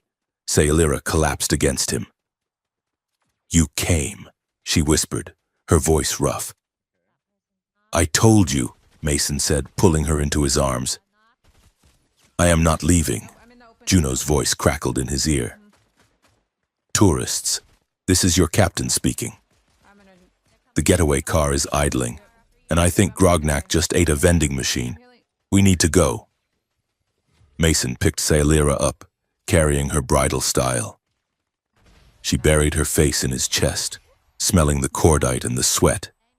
Vaith, trapped by the jammed door, yelled at them. "You cannot win. The Concord is eternal. You are just dust." Mason stopped. He turned to look at the High Counselor. "Dust creates storms." "Vaith," Mason said. Then he walked out. The escape was a blur of motion and impossible flying. Juno navigated the asteroid field like a madwoman, dodging defense turrets while blasting pop music over the ship's intercom. When they finally jumped to hyperspace, leaving Station 9 shrinking in the distance. The tension on the Banshee's wail finally broke. Grognak went to sleep in the cargo hold. Juno busied herself with repairs in the small crew quarters. Mason sat on the edge of the bunk. Sailora sat beside him. She had showered and changed into one of Mason's spare shirts, which engulfed her slender frame. The room was dim. The hum of the hyperdrive was a steady, comforting vibration. They did not speak for a long time. They just sat there, their shoulders touching. Mason looked at his hands. They were bruised. "I almost lost it," he said quietly. "When I saw them holding you over that pit, I wanted to tear the station apart. I wanted to kill everyone on board. But you didn't," Sailora said. She reached out and covered his bruised hand with her own. "You stopped." "I was afraid," Mason admitted. He looked at her, and his eyes were raw. "I have spent my whole life being the weapon, the tool. You point me at the enemy, and I destroy them. But with you, I am afraid that loving you makes me reckless. I almost got the team killed because I couldn't think straight. The galaxy is a powder keg, Sailora, and I am a man playing with matches." Sailora turned his hand over, tracing the calluses on his palm. "You are not a weapon, Mason. You are a shield. There is a difference. A weapon destroys because it is designed to. A shield destroys only to protect what is behind it." She leaned her head on his shoulder. "I am done," she whispered. "Done with what? Done being a decoration. Done being the polite, elegant face that hides the rot. Today, they offered me my life back if I would just lie, and I realized I do not want that life. I want this one, even if it is dangerous, even if it is short." She looked up at him. "We have the recording," she said. "We have the data." "We do." Mason nodded. "Then we take it to the Senate," Sailora said. "To the floor. We play it for the entire galaxy. It will be a suicide mission," Mason warned. "They will have guards. They will have assassins. They will try to silence us before we can speak." "Let them try," Sailora said. Mason looked at her. He saw the steel beneath the silk. She was not the princess he had met on the observation deck anymore. She was a queen forged in fire. He leaned in and kissed her. It was not like the first time, frantic and desperate. This was slow. It was a seal on a pact. It was a promise. "Okay," Mason whispered against her lips. "We go to the Senate. But if we do this, we do it right. No more hiding. No more games." Sailora pulled back slightly. She looked thoughtful. "There is a phrase you used once," she said. "Back on Earth. About how humans deal with problems." Mason raised an eyebrow. "I have many phrases. Most of them are not polite." "No," Sailora said. "It was about restraint. You said that the galaxy mistakes your patience for weakness. You said that you warn people 3 times. "Ah," Mason said, a dark smile touching his lips. "The escalation of force." "Yes," Sailora said. "I want to use that. I want to tell them exactly what is happening. I want to give them the warning." Mason nodded. He shifted, pulling her closer, his arm wrapping around her waist. "There is an old idiom," Mason said softly, "from the pre-space age, and it says, 'Speak softly and carry a big stick.'" "Speak softly," Sailora repeated, testing the words. "It means you try peace first," Mason explained. "You be polite. You be gentle. You give them every chance to do the right thing. That is the speak softly part." "And the stick?" Sailora asked. "The stick is what happens when they don't listen," Mason said. Sailora closed her eyes, resting against him. "They have been laughing at us." "Mason," she murmured. "They think we are soft. They think we are funny." Mason kissed her forehead. "Let them laugh," he said. "They are laughing at the fuse because they do not understand the bomb." The night stretched on, quiet and heavy with the weight of what was coming. They lay together in the narrow bunk, tangled in each other, finding a brief sanctuary in the warmth of their bodies. There was no need for anything more. The intimacy was in the shared heartbeat, the shared breath, the shared knowledge that tomorrow they would walk into the lion's den. Sailera fell asleep with her hand on Mason's chest. Mason stayed awake, watching the stars streak by outside the viewport. He was calculating trajectories. He was planning routes. He was sharpening the stick, because the speaking softly part was over. And the galaxy had no idea what was coming next. The Grand Senate chamber of the Concord was a marvel of architectural intimidation. It was a vast, spherical hollow carved into the heart of the capital moon, lined with thousands of floating pods that housed the representatives of every member species. The acoustics were engineered to amplify the voice of the speaker while swallowing the whispers of dissent. Sailera Voss stood on the central platform, a disk of white marble suspended over a kilometer-deep drop. Beside her stood Mason Rook. He was not wearing the shimmer silk of a consort today. He was wearing his dress uniform from the Earth Coalition forces, charcoal gray, sharp lines, and no medals. He had told her that morning that medals were for people who needed to prove they had been there. He did not need to prove it. The atmosphere in the chamber was toxic. The air recyclers hummed, struggling to filter out the pheromones of fear and aggression radiating from 5,000 politicians. High Counselor Vaith hovered in his podium above them, looking down like a deity passing judgment. Members of the Senate, Vaith boomed, his voice echoing from the walls. We are gathered to address a grave threat. The human species, admitted under the guise of charity, has betrayed our trust. He waved a hand, and a massive holographic display filled the center of the sphere. It showed grainy, shaky footage of human ships loading crates. The manifest labels had been digitally altered to read seismic destabilizers and viral payloads. We have evidence, Vaith continued, his voice dripping with sorrow, that Earth is preparing a synchronized coup. They intend to use their Deathworld biology and illicit weapons to hold the core worlds hostage. They are not refugees. They are invaders. A murmur of outrage rippled through the pods.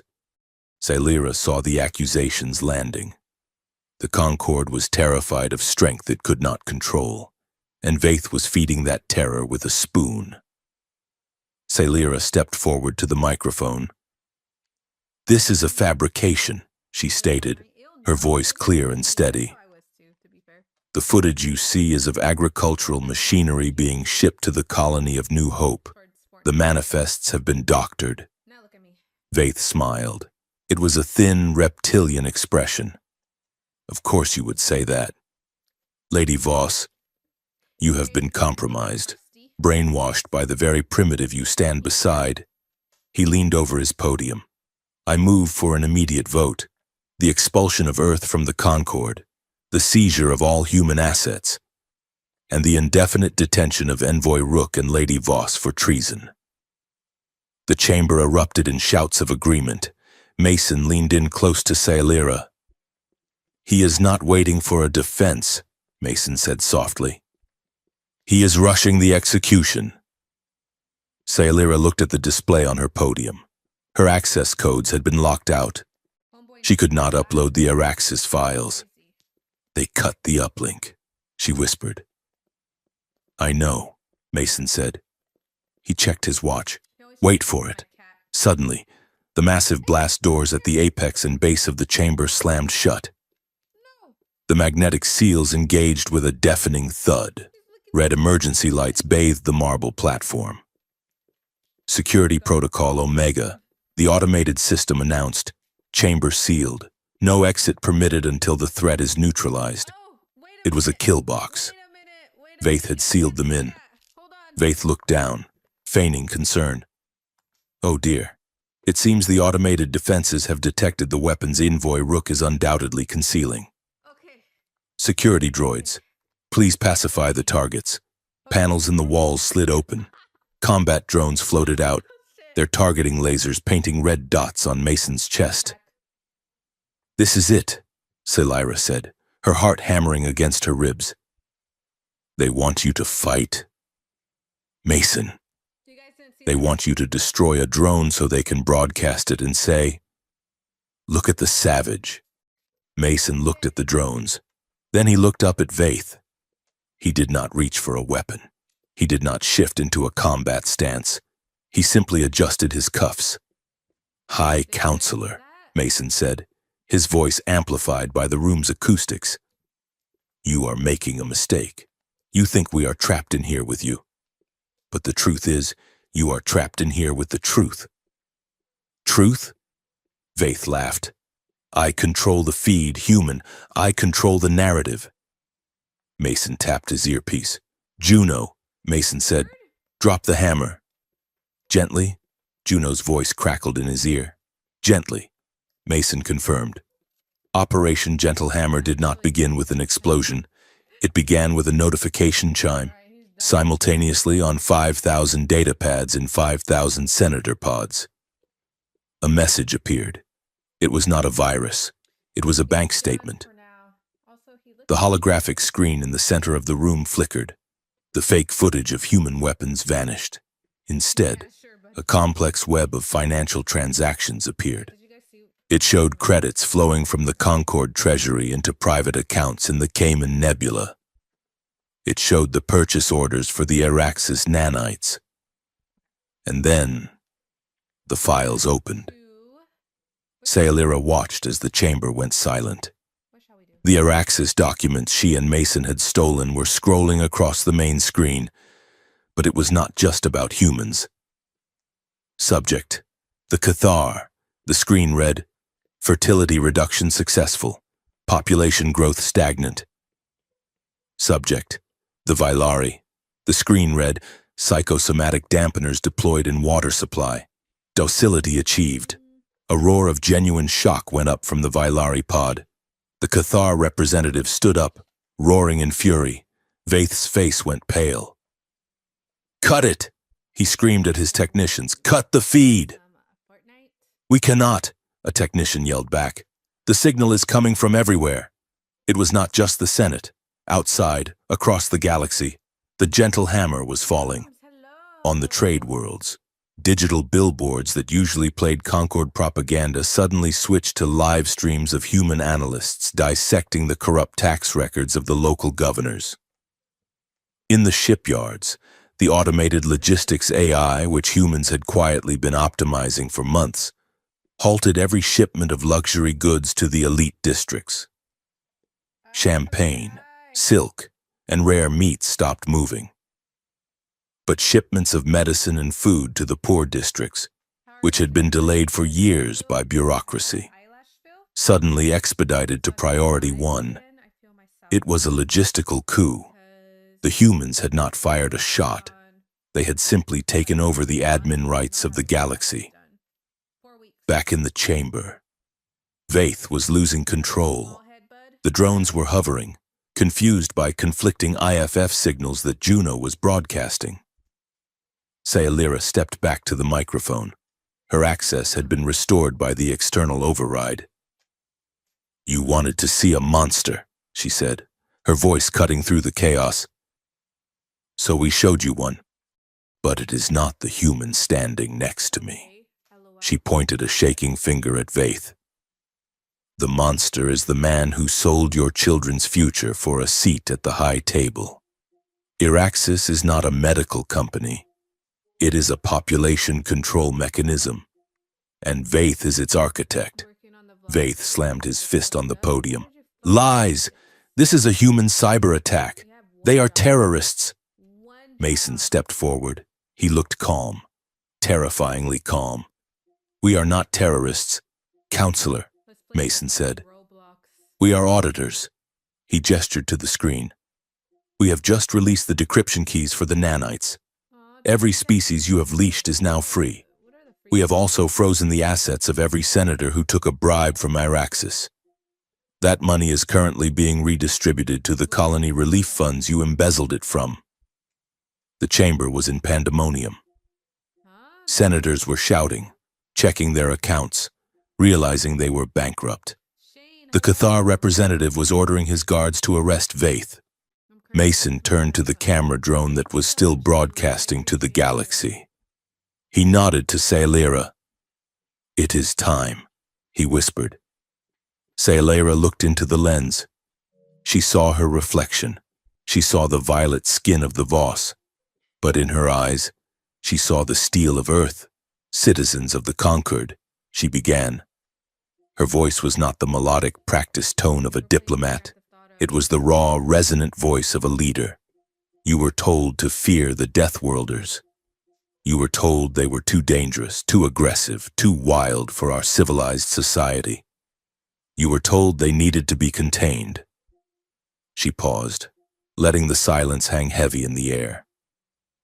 But the humans did not come here to conquer you. They came to join you. They endured your insults. They endured your blockades. They endured your attempts to sterilize them. They waited. They watched. They tried to play by your rules, even when your rules were rigged. She looked up at Vaith, who was frantically typing commands into a dead console. "But there is a limit," Sailira said. "Deathworlders finally ran out of patience." She delivered the line with a finality that rang like a bell, and the galaxy had no idea what was coming next. The what came next unfolded in real time on the screens. It was not a massacre. It was a surgical dismantling of power. On the screen, viewers watched as Concord police forces, realizing their paychecks had been stolen by their own bosses, laid down their weapons and joined the human-led protests. They watched as secret Iraxis labs were breached, not by soldiers, but by teams of human lawyers and engineers, accompanied by local law enforcement, serving warrants and shutting down the sterilization vats. They watched as the debt chains that held entire planets in poverty were digitally erased. The servers wiped clean by the Gentle Hammer virus. It was a revolution of competence. The humans were not burning the house down. They were evicting the landlords and changing the locks. The galaxy watched, stunned. They had expected fire and blood. Instead, they got justice and paperwork. In the Senate, Vaith realized it was over. His allies were abandoning him. The Cathar guards were cutting through his podium's door. He looked down at Sailira. His eyes were wide with the madness of a man who believes he is the only real person in the universe. "I will not let you take it," Vaith screamed. He pulled a hidden device from his robes, a personal gravity warper. He pointed it not at the door, but at the platform below him. He jumped. The gravity warper slowed his fall, allowing him to land heavily on the marble disc, just meters from Sailira. He scrambled to his feet, pulling a jagged ceremonial dagger from his belt. He lunged for Sailira. "You ruined everything," he shrieked. Sailira did not move. She did not have to. Mason Rook stepped in. It happened in a blur of motion that the cameras could barely track. Vaith was fast, desperate, and fueled by adrenaline. But Mason was a Deathworlder who had spent 20 years in special operations. Mason caught Vaith's wrist mid-air. The sound of the impact was a dull thud of bone against bone. Mason did not break the wrist. He simply stopped it. He applied pressure, a precise, calculated leverage that forced Vaith's fingers to open. The dagger clattered to the floor. Vaith swung his other fist. Mason caught that too. He held the High Counselor there, arms pinned, face to face. Mason's expression was not angry. It was disappointed. "I told you," Mason said, his voice low and intimate, only for Vaith to hear. "We spoke softly. You didn't listen." Vaith struggled, spitting and cursing. "You are a brute, a savage." Mason shifted his grip. He spun Vaith around, locking the alien's arm behind his back and forcing him down to his knees. It was not a chaotic brawl. It was a police takedown. Efficient. Humiliating. I am not a savage. Vaith, Mason said, looking up at the cameras. I am a citizen. And you are under arrest. He looked at the Cathar guards who had just burst onto the platform. He is all yours, Mason said, shoving Vaith toward them. Read him his rights, if he has any left. Vaith was dragged away, screaming threats that no one was listening to anymore. The chamber was chaotic, but the energy had shifted. The fear was gone. In its place was a bewildered awe. The savage human had just disarmed the most powerful man in the galaxy without shedding a drop of blood. Sayalira walked to the edge of the platform. She looked out at the floating pods. The senators were looking back at her, waiting. The power vacuum was enormous. She activated her microphone one last time. The Concord as you knew it is dead, she declared. The hierarchy of abuse is over. She reached up and unclasped the heavy jeweled collar of her office, the symbol of her alignment with the High Council. She held it up for a moment, letting the light catch the gems that represented centuries of aristocratic rule. Then she let it drop. It clattered onto the marble floor, lying next to Vaith's discarded dagger. I revoke my loyalty to the elite faction, Sayalira announced. From this moment on, I speak for the Transitional Council. We will not rule you. We will rebuild with you. She looked at Mason, and we will start by listening. Mason walked over to her. He stood just behind her, his presence a solid wall of support. He did not try to take the spotlight. He let her lead. The applause started slowly. It came from the lower pods first, the minor species, the debt-ridden colonies. Then it grew. The Cathar joined in, the Vailari. Even some of the core world representatives, sensing the wind changing, began to clap. It was a thunderous sound. It was the sound of a galaxy exhaling.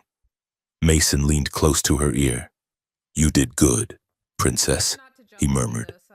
Sayalira looked at him, her eyes shining with relief and adrenaline. We did good, she corrected. They stood there as the drones circled, broadcasting the image of the new era, the elegant alien diplomat and the human soldier, standing amidst the wreckage of the old world, not as conquerors, but as the adults in the room. But the work was not done, as the applause washed over them. Mason's comms clicked. It was Juno. Hey, lovebirds, Juno said, her voice tight. Don't start celebrating yet. We have a problem. Mason's face tightened. What kind of problem? The kind that glows, Juno said. Vaith's faction has a fail-safe. Strategic Command just authorized a kinetic strike. They are targeting the Senate.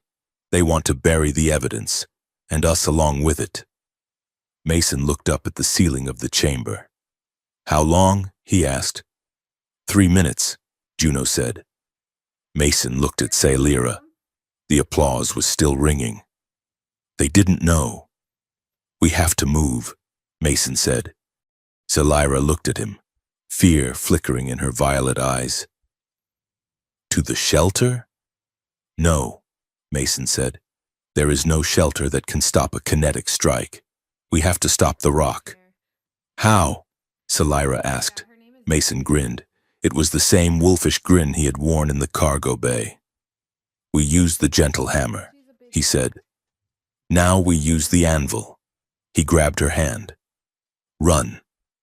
The sky above the Concord capital was not just falling. It was being murdered. The kinetic strike initiated by the remnants of Vaith's faction was a masterpiece of cowardice. From a cloaked platform in high orbit, a tungsten rod the size of a skyscraper was dropped. It had no warhead, no radiation, and no guidance system. It simply had mass and gravity. When it hit the surface, it would strike with the force of a tactical nuclear weapon, vaporizing the Senate chamber and everything within a 50-mile radius. The media feeds, controlled by the frantic holdouts of the old regime, were already screaming the narrative. Rogue human retaliation. The savages are destroying the government. In the corridor leading to the evacuation hangars. Mason Rook stopped running. He looked at the tactical display on his wrist. The red dot was descending rapidly through the upper atmosphere. "We cannot outrun it," Salira said, her voice tight but devoid of panic. She was standing beside him, her chest heaving, her eyes fixed on the ceiling as if she could see the death plunging toward them. "We do not need to run," Mason said. He tapped his comms link. "Juno, connect me to the relief fleet." "The relief fleet?" Juno's voice cracked over the channel. "Mason, those are hospital ships. They are unarmed. Just do it," Mason commanded. He grabbed Salira's hand and pulled her toward the nearest viewport. "Watch," he said. The connection clicked open. Mason spoke, his voice projecting not anger but the calm authority of a job site foreman. "Control. This is Rook. Initiate protocol catch and release. Target vector 390. Full power to the lattice. Copy that." "Rook," a voice replied, not a soldier, but an engineer with a heavy Midwestern accent. Deploying the MIT high above the city, the human fleet did not fire. They did not launch missiles. Instead, a dozen bulky, ugly ships, vessels that the Concorde had dismissed as primitive cargo haulers, moved into a hexagonal formation directly in the path of the falling tungsten rod. They ejected pylons. Massive, glowing tethers of blue light connected the ships, forming a shimmering geometric web in the sky. "What is that?" Salira breathed. "That," Mason said, "is the gravity lattice. We developed it for diverting asteroids and catching falling space elevators. On Earth, when the sky falls, we do not shoot at it. We catch it." The tungsten rod, burning white-hot from atmospheric entry, slammed into the web of blue light. The laws of physics screamed. The air buckled. A shockwave of displaced energy rippled outward, shattering windows across the entire hemisphere. But the rod did not hit the ground. It hit the lattice. The web stretched. The human ships groaned under the impossible strain, their engines flaring to blinding white as they fought the momentum of the strike. The rod slowed. It tumbled. Its terrifying velocity was bled away, converted into heat and light that washed over the city like a second dawn. And then, gently, impossibly, the rod stopped. It hung suspended in the gravity net, a kilometer above the Senate dome, harmless as a toy caught in a spider web. The silence that followed was louder than the impact would have been. Billions of beings watching on the stream saw it. They saw the savage humans use their technology not to destroy the capital, but to save the very people who had tried to enslave them. They saw a weapon of mass destruction turned into a sculpture of rescue. Mason exhaled, a long, shaky breath. "Nice catch," he muttered. Salira stared at the sky, tears streaming down her face. She looked at Mason. "You prepared for this," she whispered. "You knew they would try to kill us and you brought a shield. We are Deathworlders." "Salira," Mason said, turning to her, "we do not prepare for conquest. We prepare for disaster. Because where we come from, the world tries to kill us every Tuesday." The aftermath was not a parade. It was a reconstruction site. In the weeks that followed, the political landscape of the galaxy did not just shift, it was terraformed. The coalition of freed systems was formed not in a smoky backroom, but in the open air of the Senate Plaza, under the shadow of the suspended tungsten rod, which had been left there as a monument to the failure of violence. Salira Voss found herself at the center of the storm. She was no longer just a diplomat. She was the architect of the new order. She spent 18 hours a day in meetings, drafting the new Charter of Rights, dismantling the trade blockades, and overseeing the arrest of the Araxis executives. Mason was there, always. He refused the title of Supreme Commander that the panicked Senate tried to give him. Instead, he took the title of Strategic Consultant. He stood at Sailira's right hand, offering the grim, pragmatic wisdom of a soldier who had seen enough war to hate it properly. But the hardest battle for Sailira was not in the Senate. It was in the private receiving room of her temporary residence. The matriarch of House Voss had arrived. Sailira stood by the window, watching the repair drones swarm over the city. She turned as the doors opened. Her mother walked in. She looked smaller than Sailira remembered. The imperious aura was cracked. "Sailira," the matriarch said. Her voice was stiff. "You have caused quite a mess. I have cleaned one up." "Mother," Sailira replied, her voice cool and steady. The matriarch sneered. "You have allied yourself with the help. You have dismantled our privileges.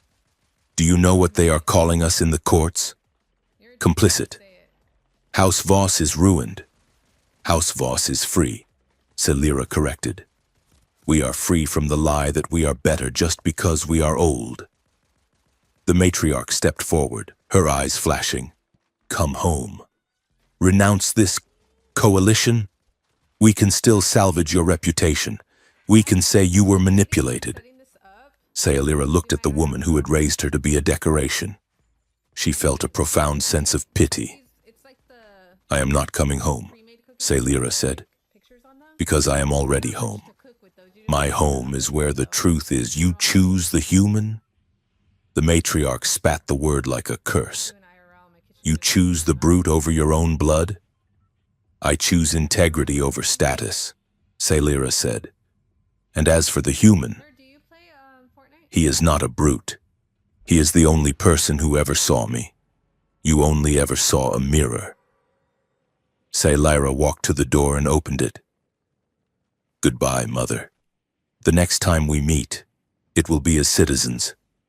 Or not at all." The matriarch stood there, stunned by the absolute finality of the dismissal. She turned and left, taking the ghost of the old empire with her. Sailira closed the door. She leaned her forehead against the cool wood and let herself breathe. The golden cage was gone. The sky was open. While Sailira fought battles with words, Juno Pell was fighting a battle with pomp. The great hall of the coalition was packed. Dignitaries from 1,000 worlds had gathered to honor the heroes of the revolution. Mason stood in the back, wearing his dress uniform and looking like he wanted to be anywhere else. Sailira stood on the stage, looking radiant and exhausted. But the center of attention was Juno, the High Chancellor of the newly formed Transitional Council. A badger-like creature with very serious whiskers was holding a velvet pillow. On it lay a medal the size of a dinner plate. "Citizen Pell," the Chancellor intoned, "for your acts of bravery, for your unparalleled cyber warfare skills, and for, frankly, terrifying piloting. The Council wishes to bestow upon you the title of Dame Commander of the Stellar Guard." Juno looked at the medal. She looked at the Chancellor. She looked at the gathered crowd. She leaned into the microphone. "No, thank you," Juno said. The crowd gasped. The Chancellor blinked. I beg your pardon? I said no, thank you," Juno repeated cheerfully. "Look, it is a very shiny piece of metal, and Dame Juno sounds hilarious. But if I take that title, I have to follow your rules. I have to salute. I have to file flight plans. I have to stop parking in loading zones." She walked around the podium, addressing the galaxy with the casual swagger of a smuggler who had just hacked a Death Star with a coffee machine. "You guys do not get it," she said. "You think freedom is about trading one boss for another. You think because the humans are nice, you should just give them the keys. But freedom is not safe. Freedom is messy. Freedom is being able to fly a rust bucket ship to the wrong side of the galaxy just because you want to see a double sunset. She pointed to Mason. That guy? He is a hero because he follows orders. Me? I am a hero because I ignore them. You need both. If you make me a dame, you kill the part of me that saved your butts. So, keep the medal. But I will take a lifetime exemption from docking fees. She winked at the camera. And maybe a statue, but make it abstract. I do not want pigeons sitting on my face. The silence held for a second, and then Mason started laughing. It was a deep, honest laugh that echoed through the hall. Saylara joined in, and then the whole assembly was laughing, not at her, but with her. Juno Pell had just taught the galaxy that respect did not require a uniform. That night, the celebrations raged across the city. Fireworks exploded in the sky, mingling with the soft blue glow of the gravity lattice that still watched over them. But in the quiet sanctuary of Sayalira's private quarters, the noise was distant. Mason stood on the balcony, looking out at the city. He had taken off his jacket. His tie was undone. He held 2 glasses of amber liquid, an earth whiskey that he had been saving for a special occasion. Sayalira stepped out onto the balcony. She had changed out of her formal robes into a simple gown of white silk. She looked ethereal, but her eyes were grounded. She took the glass Mason offered. To the gentle hammer, she said softly. To the anvil, Mason replied, clinking his glass against hers. They drank in silence, watching the lights of the city. It is over, Sayalira said. The fighting part, at least. Now comes the hard part, Mason said. Me peace. Peace is heavy. Sayalira, you have to carry it every day, or you cannot just win it once and go home. Sayalira turned to face him. She set her glass down on the railing. We do not have to carry it alone, she said. Mason looked at her. The moonlight caught the sharp angles of his face, softening the scars. He looked younger tonight. The weight of the soldier was lifting, revealing the man beneath. I am not a diplomat. Sayalira, he said. I am a grunt. I break things. I do not know if I belong in this new world we built. You belong where I am, Sayalira said. She stepped closer to him. The distance between them vanished. You told me once that love made you reckless, she whispered. That it made you afraid. Are you still afraid? Mason? Mason reached out. His hand cupped her cheek, his thumb tracing the line of her jaw. His touch was reverent, terrifyingly gentle for hands that could stop a kinetic strike. I am terrified, he admitted, but it is a different kind of fear. Before, I was afraid of losing you to a bullet. Now, I am afraid of not being enough for you in the quiet. I do not know how to be still.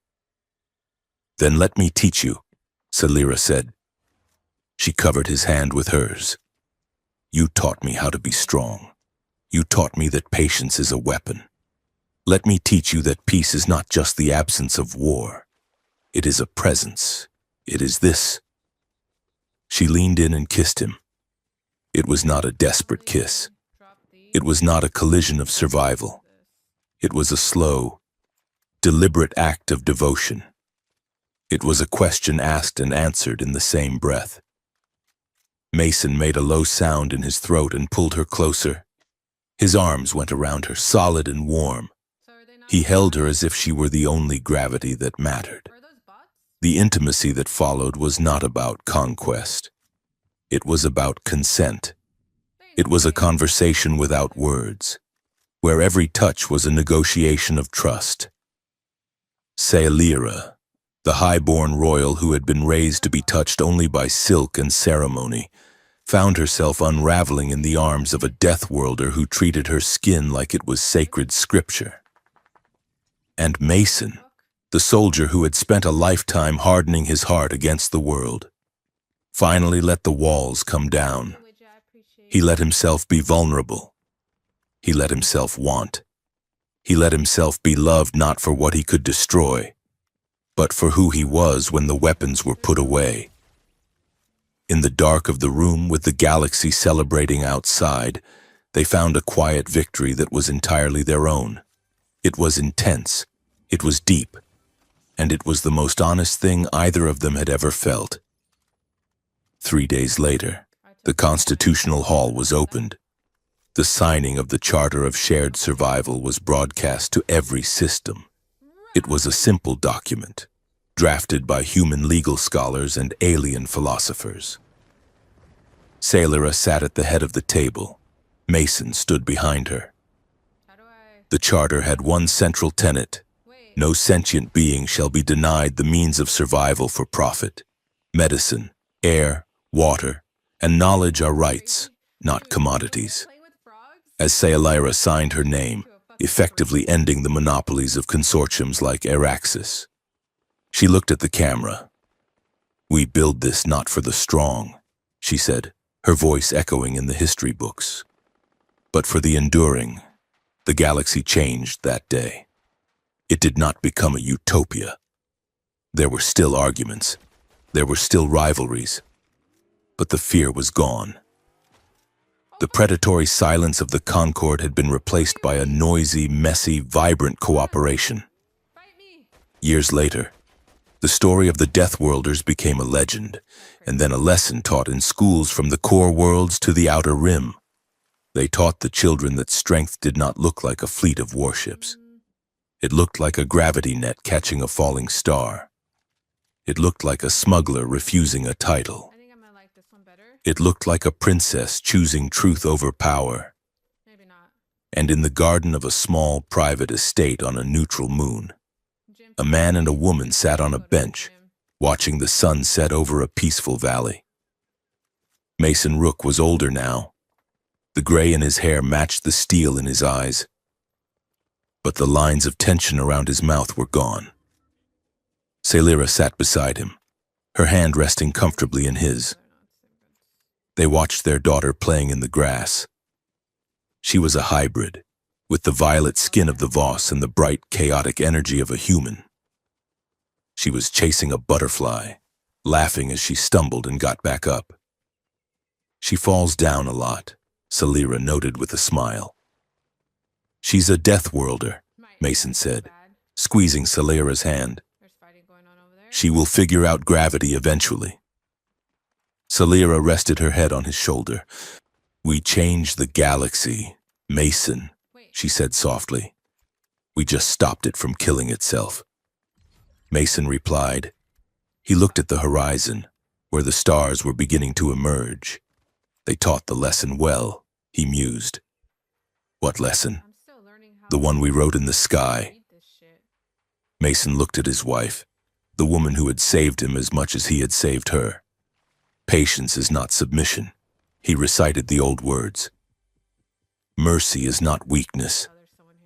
Sailora finished the thought, her voice warm with the memory of the fire they had walked through together. "And when the most dangerous people choose restraint, the world is safer." Mason smiled. It was a soft smile, full of peace. "Until someone forces them to stop choosing it," he added. But as he watched his daughter laugh and his wife smile, Mason Rook knew that, for the first time in history, nobody was going to force them. The galaxy had learned. The Deathworlders had put away the stick. And finally, everyone could just listen to the quiet,